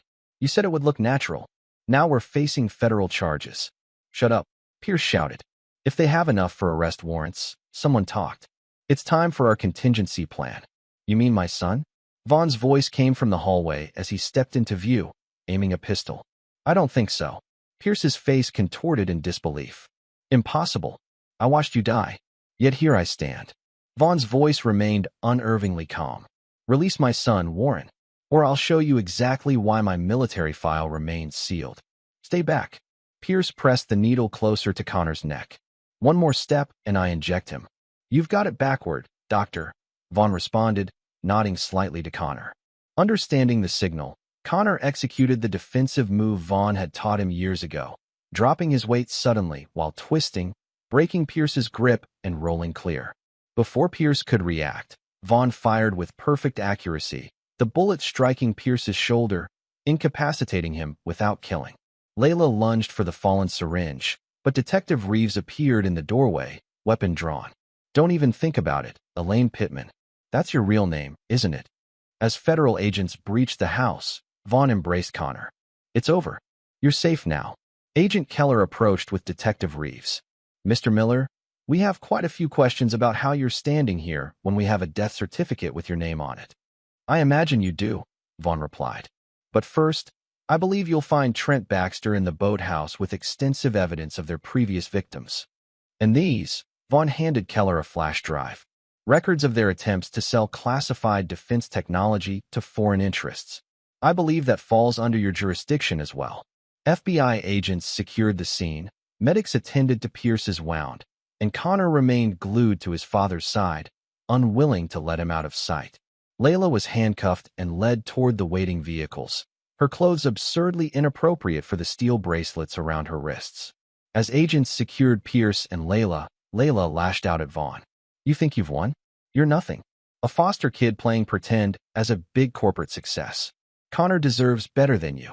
Connor stood tall beside his father. I already have the best father, and he just saved my life. Vaughn guided Connor away from the chaos, his arm protectively around his son's shoulders. Let's go home. Home was compromised, Connor pointed out, displaying the tactical awareness Vaughn had instilled in him. Where will we stay? Somewhere safe while we sort this out, Vaughn assured him. Glory has arranged temporary accommodations until we can establish a new secure residence. Agent Keller approached them before they could leave. Mr. Miller, we still need your statement about how you faked your death and what evidence led you to these conclusions. My attorney will provide full cooperation, Vaughn replied.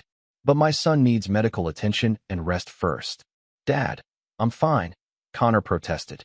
Humor me, Vaughn said. We don't know what they might have already given you. Detective Reeves joined them, her expression a mix of professional satisfaction and genuine concern. We'll need comprehensive blood tests. Pierce's history suggests he may have administered unknown substances.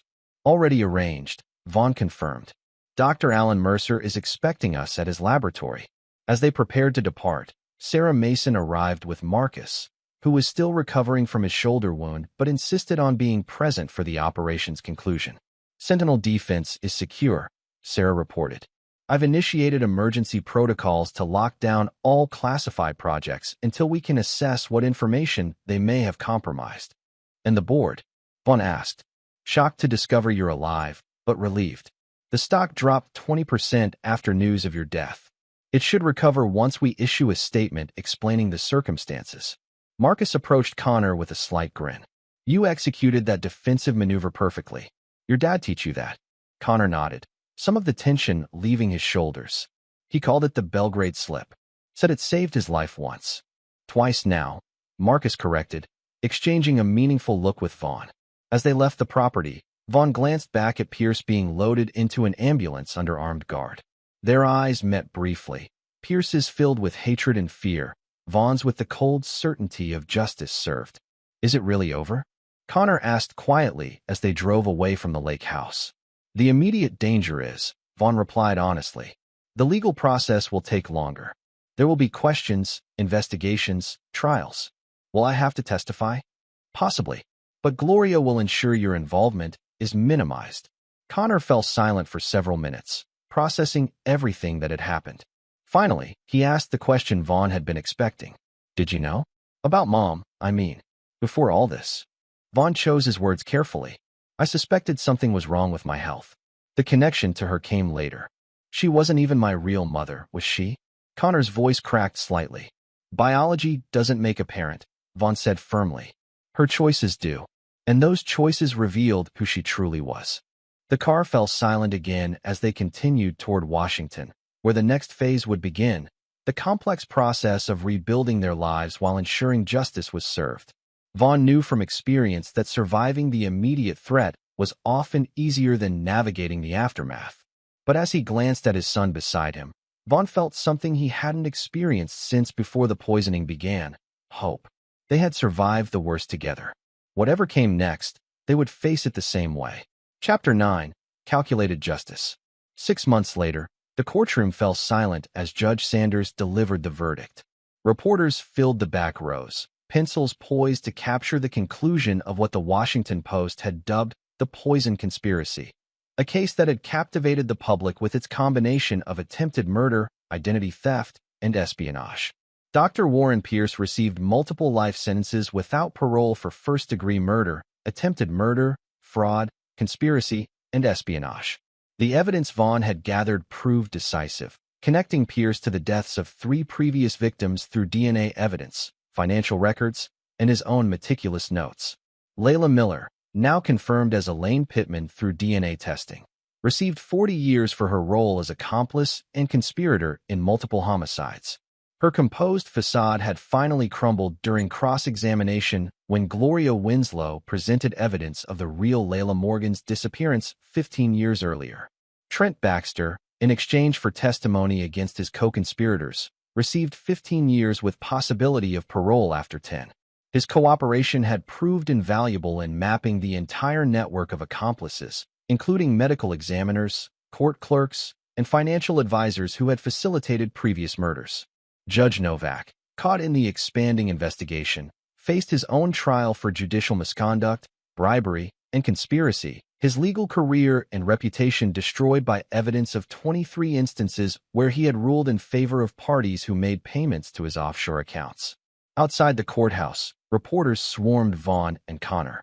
Gloria deftly managed the press conference, portraying Vaughn as both victim and hero who gathered evidence at great personal risk. Mr. Miller's military background equipped him to recognize and document the poisoning attempt while appearing to succumb to it, she explained to the assembled journalists. His actions have brought justice to multiple families whose loved ones were murdered by this conspiracy. Cameras flashed as Vaughn stood beside Connor, both dressed in identical Navy suits Gloria had selected for the occasion. They presented a united front, father and son who had survived an extraordinary betrayal. Mr. Miller, how did you first suspect your wife was poisoning you? Called a reporter from the front row. No questions about the specifics of the case, Gloria interjected smoothly. The investigation is ongoing regarding additional conspirators.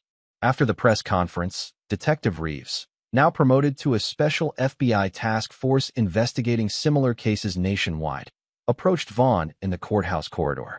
"We've identified 7 more victims across 5 states," she informed him quietly. "Your evidence created a template for recognizing the pattern. You've saved lives beyond your own." "Any connection to foreign intelligence?" Vaughn asked, keeping his voice low. "That investigation continues," Reeves confirmed. "Pierce's contacts extended further than we initially thought. The technology they attempted to sell would have compromised military operations in 3 countries." Sarah Mason, now acting CEO of Sentinel Defense during Vaughn's recovery, joined them with an update on company operations. "The board unanimously voted to retain you as CEO," she told him. "And the Defense Department has renewed all contracts with additional security clearances. Your exposure of the espionage attempt actually strengthened our position with government clients." "And the employees?" "Relieved and loyal. Your return from the dead is becoming corporate legend." Sarah smiled slightly. "Though HR is still figuring out how to handle your life insurance payout." Marcus, fully recovered, approached with news of his own. "The foundation is operational," he reported. "We've established contact with families of the other victims, providing resources for navigating the legal aftermath." After Vaughn's return from the dead, he had established a foundation supporting families of Pierce's other victims, funded by his personal resources. The foundation also provided resources for identifying and preventing similar schemes targeting vulnerable wealthy individuals. "The Stevens family from Chicago sent particular thanks," Marcus continued. "The father's death 3 years ago left the children in legal limbo when the widow contested the will. Our legal team has helped restore their inheritance." "And the security protocols?" Vaughn asked. "Implemented at 5 residential care facilities so far. 2 more scheduled next month." Marcus referred to the specialized monitoring systems Vaughn had developed to prevent medical abuse in institutional settings. "We're calling it the Miller Protocol in your honor, despite your objections." That evening, in their new home secured by state-of-the-art systems, Connor looked at Vaughn across the dinner table. The residence, a modernist structure of glass and steel reinforced with ballistic materials, stood as a testament to Vaughn's unwillingness to take security for granted again. "Do you think Mom ever loved either of us?" Connor asked quietly, pushing pasta around his plate. Vaughn considered the question carefully. "I believe she loved what we represented: security, status, wealth. Real love doesn't try to destroy what it claims to cherish." "The therapist says I might always have trust issues because of what happened," Connor admitted. "Trust should be earned, not given blindly," Vaughn responded. "That's not an issue, it's wisdom. But don't let their betrayal close your heart completely." Connor nodded, absorbing this perspective. "Coach says I'm playing with more aggression lately. Said it might be good for lacrosse, but wondered if I should process my feelings." "And what did you tell him?" "That I'm processing just fine." Connor replied with a hint of his father's determination. Different doesn't mean worse. Later, Vaughn met with Marcus, now heading security for Sentinel Defense. They sat in Vaughn's home office, reviewing operations for the company's new security division. "Pierce was transferred to Rockpoint Maximum Security yesterday," Marcus reported. "Coincidentally, the brother of his second victim is serving time there for unrelated charges. Word of Pierce's crimes has already spread through the population." "And Layla?" Vaughn asked, expression unreadable. "Women's correctional. Her cellmate lost custody of her children due to a suspiciously similar custody ruling by Judge Novak 5 years ago." "Small world." Vaughn nodded slightly. "Indeed." At Sentinel Defense, Vaughn implemented a new corporate division focused on counterintelligence and security systems designed to protect vulnerable individuals from similar predatory schemes. The technology, originally developed for his personal protection, became a new product line generating substantial revenue while helping potential victims. "The Pentagon has expressed particular interest in the authentication protocols," Sarah reported during their executive meeting. "The combination of biometric and behavioral analysis makes identity theft virtually impossible." Connor, thriving back at Westridge Academy, established a peer support group for students with traumatic family experiences, channeling his own ordeal into helping others. Frank Morales, recovered from his injuries, now oversaw an enhanced security protocol at the school, named the Miller Protocol, in recognition of the case that inspired it. Your son has remarkable resilience, Frank told Vaughn during Parents' Weekend. He's turned his experience into something positive for others. Not many adults could do that, let alone a 14-year-old. 3 days later, Detective Reeves, now promoted to the FBI's Financial Crimes Division, visited Vaughn with one final question. They walked through the sculpture garden outside Sentinel Defense Headquarters, where spring flowers provided color against the steel and glass backdrop. The medical examiner never determined how you survived arsenic levels that should have been fatal, she mentioned casually. Care to explain that mystery? Vaughn smiled enigmatically. Some mysteries are better left unsolved, Detective. But I'll tell you what I told my son. There are advantages to specialized military training that don't appear in any file, sealed or otherwise. As she left, Vaughn returned to his office where Connor waited after school. On his desk sat a framed photo from Connor's recent science competition, alongside a foundation charter for families affected by similar crimes. You know, Connor said without looking up from his homework, I always thought your bedtime stories about being some kind of super soldier were just stories. Vaughn laughed genuinely. Most of them were. But not all. Not all, Vaughn conceded, his expression softening. Some skills you hope never to use again, until someone threatens what matters most. Connor nodded thoughtfully. I'm glad you're my father. My real father. Always, Vaughn promised. Nothing will ever change that. Later that evening, an unmarked envelope arrived containing prison surveillance photos showing Pierce's battered face after an unfortunate incident in the shower area. Another photo showed Layla's terrified expression as she was cornered in the prison yard. Vaughn burned the photos in the fireplace, watching the flames consume the final evidence of his influence. Some forms of justice remained unspoken, a lesson from his classified past that served his family well. Nobody threatens what he loves and escapes consequence. Nobody. A week later, Vaughn finalized a significant donation to the foster care system that once raised him, establishing pathways to help children find permanent homes and avoid the insecurity that had marked his early years. Why do this now? Gloria asked during the signing.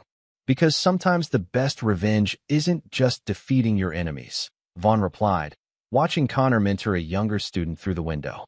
It's building something stronger than what they tried to destroy. In his private office, Vaughn closed the final file on the Pierce-Pittman conspiracy. The classified dossier contained details that would never see a courtroom, aspects of his military background that had proven essential to surviving their plot. These skills, honed in places like Belgrade and Damascus, had once been used to protect his country. Now they had saved his family. Connor appeared in the doorway, lacrosse stick in hand. Dad? You promised to help me practice before the championship game. Vaughn looked up from the past and toward the future. Let's go.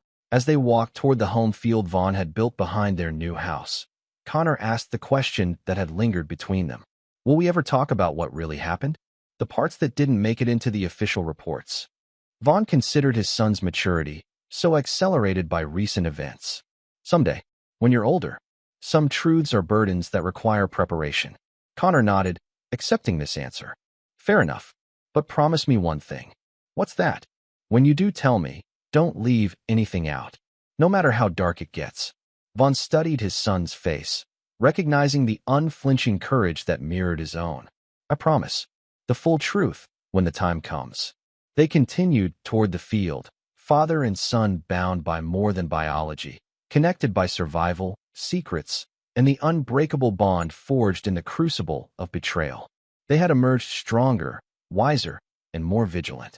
And in the shadowed corners of two prisons, Warren Pierce and Elaine Pittman learned the brutal lesson that Vaughn's enemies had discovered in war zones across the world. Some men appear civilized until threatened, and then reveal the training and determination that makes them truly dangerous. Vaughn Miller, the foster child who became a Delta operator who became a corporate leader, had defeated their poison with the antidote of preparation. Now he would ensure his son grew up understanding that the greatest security came not from walls or systems, but from the vigilance of those who loved you enough to see the threats others missed. Epilogue, 15 years later. Vaughn Miller stood at the edge of the lacrosse field, watching the University of Virginia team practice with focused intensity. At 57, his hair had turned silver at the temples, but his posture remained military straight, his physique still reflecting the discipline that had saved his life decades earlier. Only the faint tremor in his right hand, a permanent reminder of the arsenic that had nearly killed him, betrayed the ordeal that had changed the trajectory of his life. "Dad," Vaughn turned to see Connor approaching from the athletics building. At 29, his son had grown into a man who resembled him in stance and bearing, though his features carried echoes of a mother who had never truly existed. Connor's coaching uniform bore the university's colors and logo, associate head coach, a position he'd earned through merit rather than his family name. "Practice looks sharp," Vaughn commented as they shook hands. "Your defense is impressive. National championship caliber, I hope," Connor replied. "We've implemented some of those zone strategies we discussed last month." They walked toward the parking lot where Vaughn's vehicle waited, an armored SUV with specialized security features that had become standard for executives of his stature. Some habits of vigilance never faded, even 15 years after the threat had been neutralized. "Sarah called this morning," Vaughn said as they reached the car. "The Horizon merger is finalized. Sentinel Horizon Defense will formally launch next quarter. Largest defense tech company in the Western Hemisphere," Connor noted. "Quite the legacy, Dad." "Your legacy, too, when you're ready," Vaughn reminded him. "The board position remains open." Connor smiled, the expression genuine but tinged with the complexity of their shared past. "After the championship, I promised these kids my full attention until then." They drove through Charlottesville toward the private airfield where Vaughn's jet waited. The landscape rolled past in peaceful contrast to the memories that still occasionally surfaced. Pierce pressing a syringe to Connor's neck, Layla's cold calculation as she measured poison into Vaughn's coffee. The firefight that had left Marcus wounded as they escaped their compromised safe house. "How's your mother?" Connor asked, the question carrying layers of meaning beyond its simple words. Vaughn glanced at his son, appreciating his thoughtfulness. 5 years after the trials, Connor had begun referring to Gloria Winslow as Vaughn's mother, after the attorney had taken on a maternal role in their reconstructed family.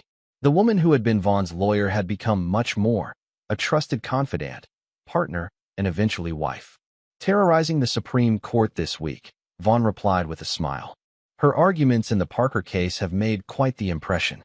Gloria's ascension to the federal judiciary had surprised many who knew her only as a ruthless corporate attorney. Her extensive work with victims of the Pierce-Pittman conspiracy had revealed a passion for justice that transcended her earlier career. At 77, she remained as formidable as when she had helped Vaughn navigate the legal labyrinth 15 years earlier. "Will she be back for the Foundation Gala?" Connor asked. "Wouldn't miss it. Your keynote speech is the main attraction." The Miller Foundation for Family Security had grown from Vaughn's initial funding into a global organization dedicated to protecting vulnerable families from predatory schemes. What began as justice for Pierce's victims had expanded into comprehensive programs for everything from financial security protocols to advanced medical monitoring systems. At the airfield, Marcus waited beside the jet. At 60, the former Delta operator had lost none of his alertness, his eyes constantly scanning the surroundings from habit rather than immediate concern. As Sentinel's chief security officer, he had transformed the company's protective measures into an industry standard known as the Miller Protocol. The Tokyo team landed safely, Marcus reported as they approached. Demonstration for the Japanese Defense Ministry went perfectly. They're particularly interested in the new quantum encryption system. "And our guests for tonight?" Vaughn asked. "Secured at the estate. Detective Reeves, Director Reeves, arrived an hour ago with the FBI delegation." Sadie Reeves had risen through the ranks to become director of the FBI's Specialized Financial Crimes Division, her career propelled by the successful prosecution of the Pierce-Pittman network. The case had revealed dozens of similar operations targeting wealthy individuals across the country, leading to a specialized task force that Reeves now commanded. During the 2-hour flight to their Virginia estate, Vaughn reviewed quarterly reports from Sentinel Horizon's various divisions. The company had grown beyond defense contracting to include civilian security systems, medical monitoring technology, and specialized educational programs, all outgrowths of the systems Vaughn had developed during his fight against Pierce and Layla. Sarah mentioned the Chinese delegation is pushing for access to the drone encryption protocols again, Connor noted, reviewing his own copy of the reports. 15 years later, they're still after the same technology. Some things never change, Vaughn replied, though their methods have become more sophisticated than simply trying to buy it from corrupt insiders. The estate came into view as they descended. 300 acres of rolling Virginia countryside surrounding a modern compound that balanced aesthetic beauty with unparalleled security. Glass walls offered panoramic views while incorporating ballistic materials. Gardens provided tranquility while concealing motion sensors and surveillance systems. The lake offered recreation while housing underwater detection grids. Gloria waited on the landing pad, her silver hair styled in the same precise bob she had maintained for decades. Her judicial robes had been replaced by an elegant suit that projected authority without ostentation. At 77, she remained as sharp as the day she had outmaneuvered Judge Novak to protect Connor's custody. The Attorney General arrived early. She informed them after greeting Vaughn with a kiss and Connor with a warm embrace. He's particularly interested in your presentation on cross-jurisdictional prosecution models. And our special guest? Vaughn asked quietly. Gloria's expression softened slightly. Arrived under secure transport an hour ago. Currently in the East Wing guest suite with psychological support staff as requested. This special guest represented the culmination of 15 years of careful planning. Trent Baxter, recently released after serving his full sentence, had agreed to participate in the Foundation's rehabilitation program. His testimony about the psychological manipulation techniques employed by Pierce and Layla had proven invaluable in developing preventative protocols. Inside the main house, staff prepared for the evening's private gala celebrating the 15th anniversary of the Miller Foundation. What had begun as a support network for Pierce's victims had evolved into a comprehensive organization addressing family security across multiple dimensions: financial, physical, psychological, and digital. In his office, Vaughn found Sarah Mason reviewing final security arrangements for the event. At 55, Sarah had transitioned from executive assistant to president of Sentinel's Civilian Security Division, overseeing applications of military-grade protection systems for vulnerable populations. The Secretary of Defense confirmed his attendance, she reported. And the live stream to our international chapters is tested and ready. Any word from the medical examiner? Vaughn asked, referring to Dr. Rebecca Chun, who had noticed the inconsistencies in the dental records of Vaughn's body double 15 years earlier. Arriving with the NIH delegation. Her forensic toxicology protocols have been implemented in 37 countries now. Sarah's expression turned solemn. She asked if she could visit the memorial wall before the main event. The memorial wall, a somber installation in the Foundation's main building, listed the names of all identified victims of similar schemes worldwide. What had begun with the 3 men killed by Pierce and Layla now documented over 200 cases spanning 2 decades. Of course, Vaughn agreed. Arrange private access for her. She deserves that recognition for her role. As evening approached, Vaughn made his way to the East Wing where Trent Baxter waited. 15 years in federal prison had aged the man considerably. Once handsome with the same charismatic features as his cousin Elaine, he now appeared gaunt, his movements hesitant as he stood to greet Vaughn. Mr. Miller, Trent began, his voice carrying the institutional flatness acquired during incarceration. Thank you for this opportunity. Many would consider me beyond redemption. Redemption isn't my concern, Vaughn replied honestly. Prevention is. Your insights into Pierce's methodologies and recruitment techniques have already improved our screening protocols. Trent nodded, accepting this pragmatic approach. I've reviewed the Foundation's materials. The Miller Protocol could have prevented dozens of cases if it had existed 20 years ago. That's why you're here. Your testimony about how Pierce identified and manipulated targets provides a psychological profile we couldn't develop otherwise. As they spoke, Vaughn studied the man who had once threatened his son. Prison had dissolved Trent's arrogance, replacing it with a wary humility that appeared genuine. Regular psychological evaluations during his incarceration had documented his gradual separation from Pierce's influence, a case study in deprogramming that now informed the Foundation's rehabilitation services. Have you told Connor I'm here? Trent asked, addressing the obvious tension. He knows. His decision whether to speak with you. Trent nodded. I understand. Please tell him I've prepared a formal apology, if he's willing to receive it. Not for forgiveness, but for accountability. Vaughn left Trent with the Foundation's psychological staff and proceeded to the main hall where guests had begun to arrive. The room filled with government officials, corporate leaders, security experts, and most importantly, families who had been protected by the Foundation's work. Frank Morales arrived with his wife, his career having evolved from Westridge Academy's security chief to executive director of school safety for the National Education Association. The Miller Protocol had begun at Westridge, but now protected students in over 5,000 schools nationwide. Connor's defensive training program has been implemented in 43 states now, Frank reported proudly. Started with those lacrosse players at Westridge, and now it's standard curriculum.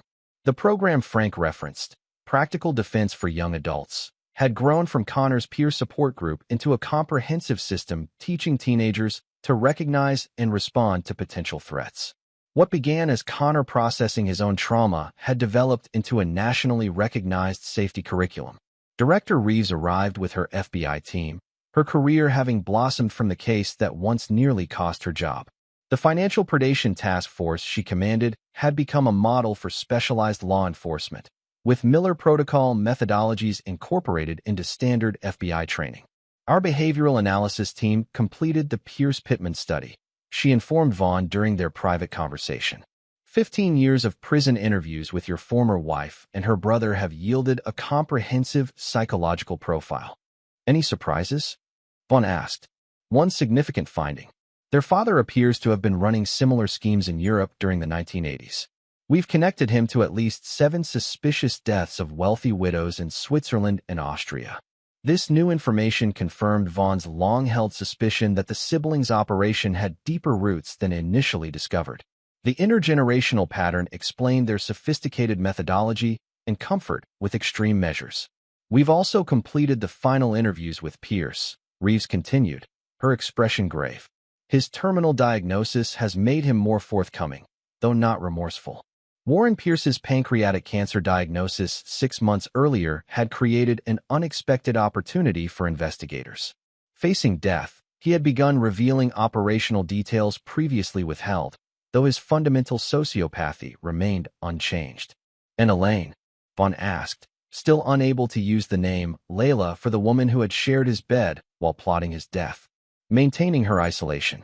Refuses most interviews except with approved researchers. The prison psychologist reports no meaningful rehabilitation progress. Unlike her brother, Elaine Pittman had retreated into a defensive silence during her incarceration, offering information only when it provided tangible benefits. Her sociopathic traits had evolved rather than diminished, adapting to prison life with the same calculated manipulation she had once employed in society. As the formal portion of the evening began, Vaughn took his place at the head table alongside Gloria, Connor, and the Foundation's executive leadership. The attendees represented 15 years of work transforming personal trauma into systemic protection for vulnerable individuals.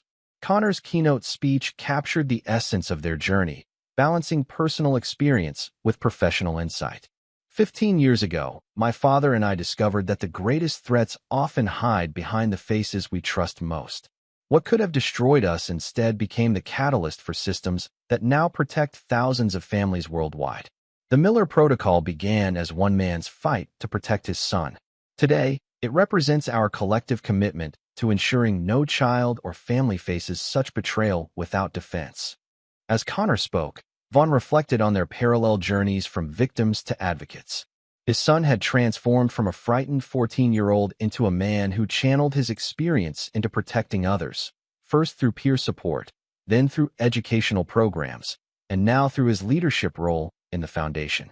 The evening progressed with presentations from various Foundation divisions, the medical monitoring initiative that had developed from Vaughn's self-testing for arsenic, the financial protection protocol that identified suspicious patterns in estate planning, the educational security framework that Frank Morales had pioneered, and the psychological recovery program that supported survivors of similar betrayals.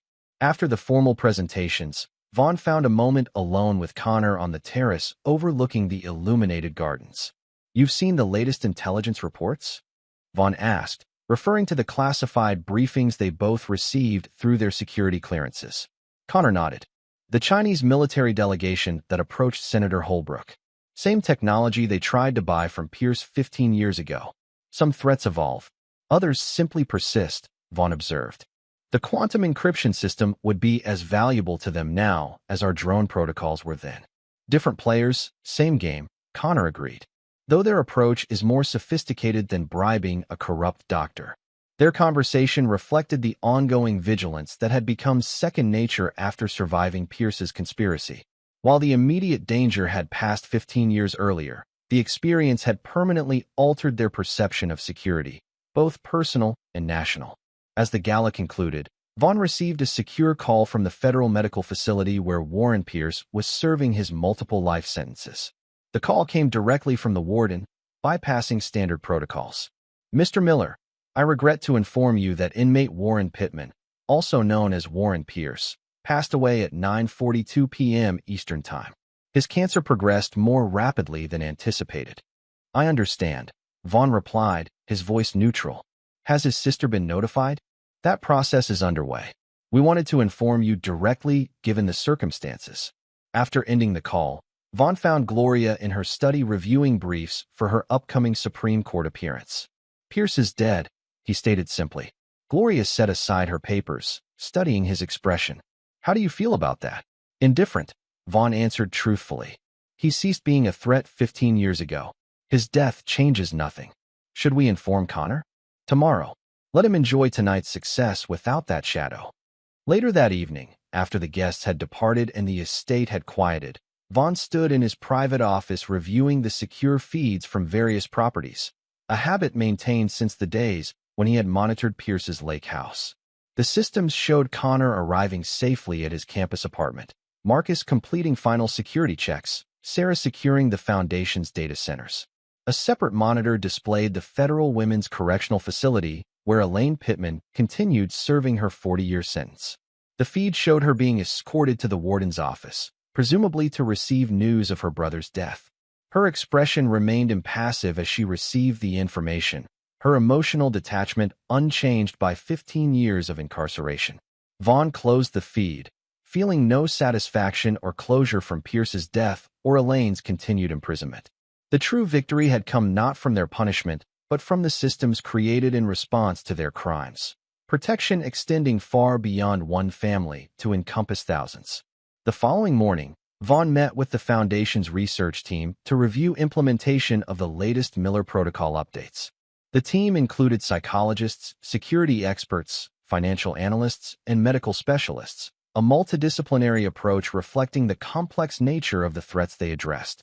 The predictive model identified 3 potential targeting operations last quarter, reported Dr. Melissa Chun, daughter of the medical examiner who had first questioned Vaughn's death certificate. Interventions were successful in all cases, with potential victims secured and perpetrators under investigation. "Any pattern connections to known networks?" Vaughn asked.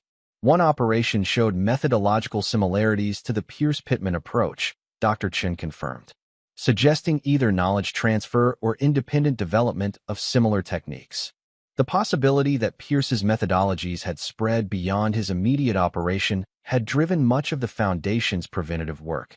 By studying his techniques in detail, they had developed systems to identify similar schemes before they reached fruition. Later that afternoon, Connor arrived at the main house for their weekly strategic meeting. Since completing his PhD in behavioral psychology alongside his coaching career, Connor had become increasingly involved in the Foundation's research initiatives. "I heard about Pierce," he said as they settled in Vaughn's study. "Terminal cancer seems too easy an ending for what he did." "Justice isn't always poetic," Vaughn replied. "But his death doesn't diminish what we've built in response to his crimes." Connor nodded, absorbing this perspective. "I spoke with Trent before he left this morning." "How did that go?" "Strange," Connor admitted. "Seeing him age diminished. He apologized for his role in what happened. Said he's been working with prison psychologists to understand how Pierce manipulated him." "Do you believe his rehabilitation is genuine?" Connor considered the question carefully. "I believe he's genuinely broken. Whether that translates to genuine redemption remains to be seen. The Foundation's monitoring protocols will track his reintegration." Their conversation reflected the balanced approach that had characterized their response to the conspiracy, neither vengeful nor naive, but pragmatically focused on prevention and protection. As evening approached, Vaughn received confirmation that Elaine had been informed of her brother's death. Prison officials reported no visible emotional reaction, though she had requested access to his personal effects, a request denied under the terms of their separation order. "She'll attempt to contact you now," Gloria predicted when Vaughn shared this information. Pierce's death removes her last psychological anchor to their shared identity. "The communication protocols remain in place," Vaughn assured her. "Any attempt will be redirected through proper channels." Those protocols had been established during the initial trials, when Elaine had attempted to manipulate proceedings through direct appeals to Vaughn's clemency. 15 years of consistent boundaries had limited her ability to extend psychological manipulation beyond her prison walls. The next morning brought the expected communication attempt, a letter routed through Elaine's prison counselor to the Foundation's legal department. Gloria reviewed it first, her judicial experience providing context for the manipulative techniques employed. "Classic manipulation," she noted, passing the document to Vaughn. Acknowledging her brother's death as a shared loss and suggesting a meeting for mutual closure. "The psychological evaluation team should find this textbook." Vaughn scanned the letter, recognizing the calculated approach that had once charmed him during their courtship. The woman who had been his wife remained a skilled manipulator, though her tactics now appeared transparent against the backdrop of understanding developed over 15 years. Forward it to Dr. Chen's team, he decided. It adds to the behavioral profile. No response required. That afternoon, Vaughn visited the Sentinel Horizon headquarters for the quarterly board meeting. The corporation had grown from his initial defense contracting business into a global security enterprise with divisions spanning military, civilian, and governmental sectors. Sarah met him in the executive lobby, her position as division president having evolved from her initial role as his assistant. The quantum encryption division passed final Defense Department certification, she reported as they walked toward the boardroom. Full implementation begins next month. "And the vulnerability assessment?" Vaughn asked, referring to the specific concerns raised by intelligence regarding Chinese interest in the technology. Marcus's team identified 3 potential access vectors. All have been secured with redundant protocols. The board meeting proceeded efficiently, with detailed updates from each division. Sentinel Horizon had maintained its position as the leading defense technology provider while expanding into civilian security applications derived from the Miller Protocol. As the meeting concluded, Vaughn received a secure message from Agent Keller, who had risen to Deputy Director of the FBI since handling the Pierce Pittman case 15 years earlier. The message contained a single line: "Package en route. Confirmation of our discussion." The package referenced intelligence from international operations that had tracked remnants of Pierce's network operating in Eastern Europe. After 15 years of monitoring, authorities had finally accumulated enough evidence to dismantle the operation completely. That evening, Vaughn and Gloria hosted a small dinner gathering with Connor, Sarah, Marcus, and Frank Morales, the core team that had helped navigate the conspiracy 15 years earlier. Though they now led different aspects of the security infrastructure that had grown from that experience, their shared history created a bond that transcended professional collaboration. To absent friends, Marcus proposed as a toast, acknowledging those who had contributed to their survival and success but were no longer present, from Vaughn's Delta Force commander whose dying words had instilled the vigilance that saved his life, to Detective Chun who had questioned the suspicious death certificate. As conversation flowed around the table, Vaughn observed the family that had formed from the ashes of betrayal. Gloria, whose legal brilliance had evolved into judicial wisdom. Connor, whose traumatic experience had sparked a career helping others develop resilience. Marcus, whose military loyalty had transferred seamlessly to corporate security. Sarah, whose intelligence background had created the information systems that now protected thousands. Frank, whose protection of one boy had expanded to safeguarding students nationwide. Pierce's network in Budapest has been contained, Vaughn informed them when the conversation turned to current operations. The final connections to his original methodology have been documented and neutralized. 15 years, Connor reflected. Almost as long as I knew the woman I thought was my mother. The observation hung in the air, a reminder of the deception that had shaped their lives.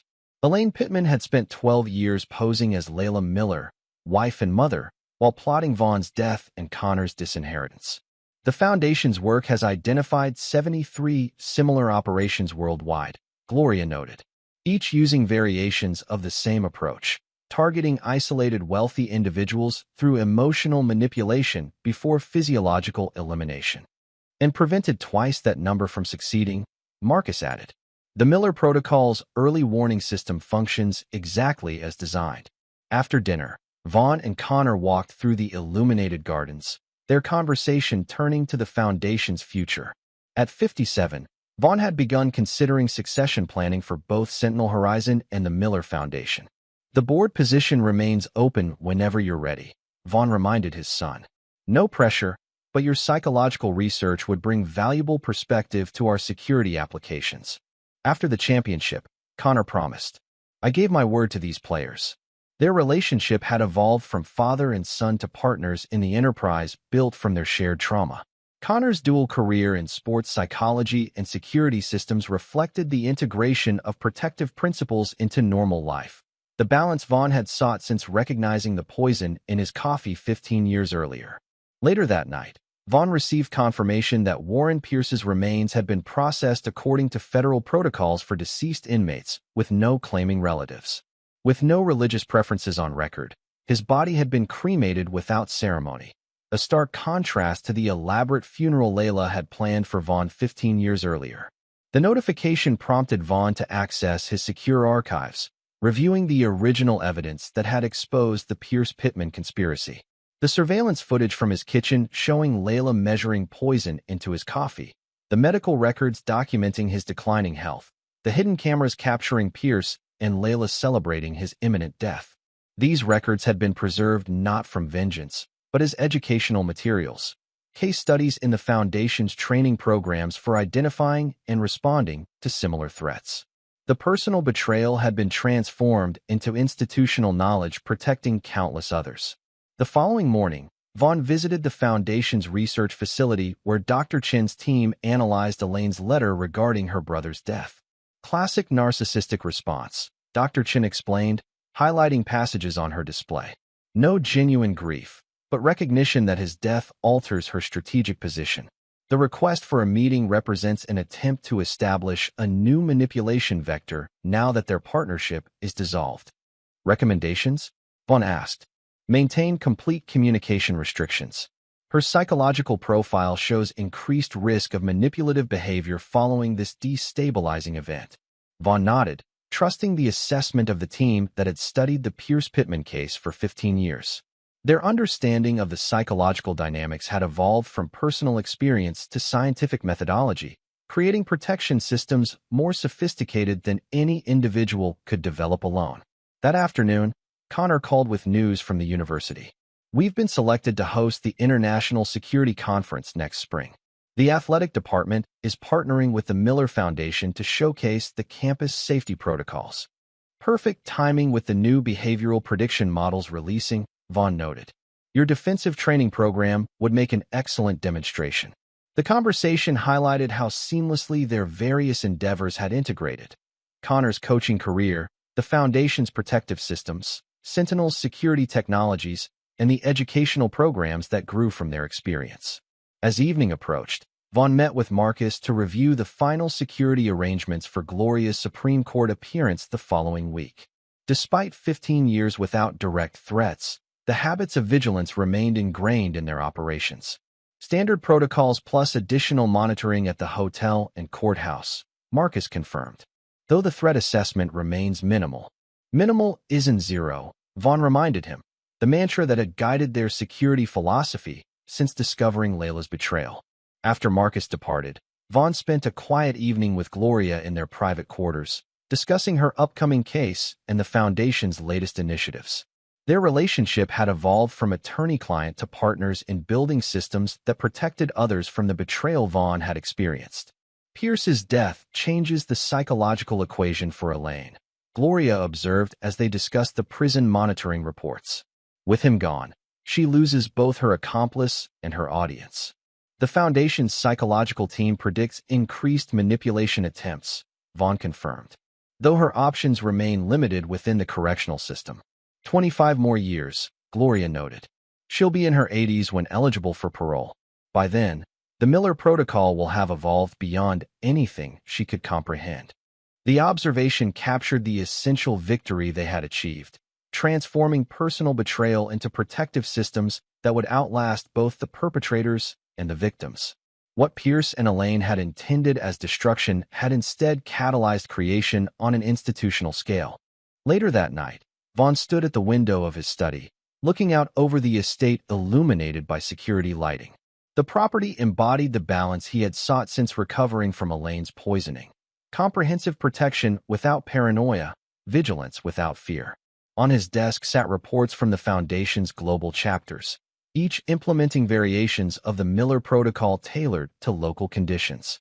What had begun as one man's fight to protect his son had expanded into an international framework safeguarding thousands of vulnerable individuals and families. Tomorrow would bring new challenges: security assessments for Sentinel's quantum encryption deployment, succession planning for the Foundation's leadership, coordination with international law enforcement monitoring remnants of Pierce's network. But for tonight, Vaughn allowed himself a moment of reflection on the journey from victim to protector. The poison that had nearly killed him had instead catalyzed systems that saved countless others. The betrayal that had threatened to destroy his family had instead created a larger community dedicated to safeguarding the vulnerable. As he turned from the window, Vaughn caught sight of the framed photograph on his desk, Connor at 14, standing beside him during the first Miller Foundation Gala 15 years earlier. The boy's expression showed the determined resilience that had carried him through trauma to triumph. That resilience, more than any security system or protocol, represented the true victory over those who had tried to destroy them. In the face of calculated betrayal, they had responded with calculated protection, not just for themselves, but for all who might face similar threats. The Miller Protocol would continue evolving long after Warren Pierce and Elaine Pittman were forgotten. Their legacy of destruction had been transformed into a legacy of protection that would endure for generations to come. And in that transformation lay the most complete justice imaginable, the ultimate counterattack against those who had weaponized trust itself. This is where our story comes to an end. Share your thoughts in the comments section. Thanks for your time. If you enjoy this story, please subscribe to this channel. Click on the video you see on the screen, and I will see you there.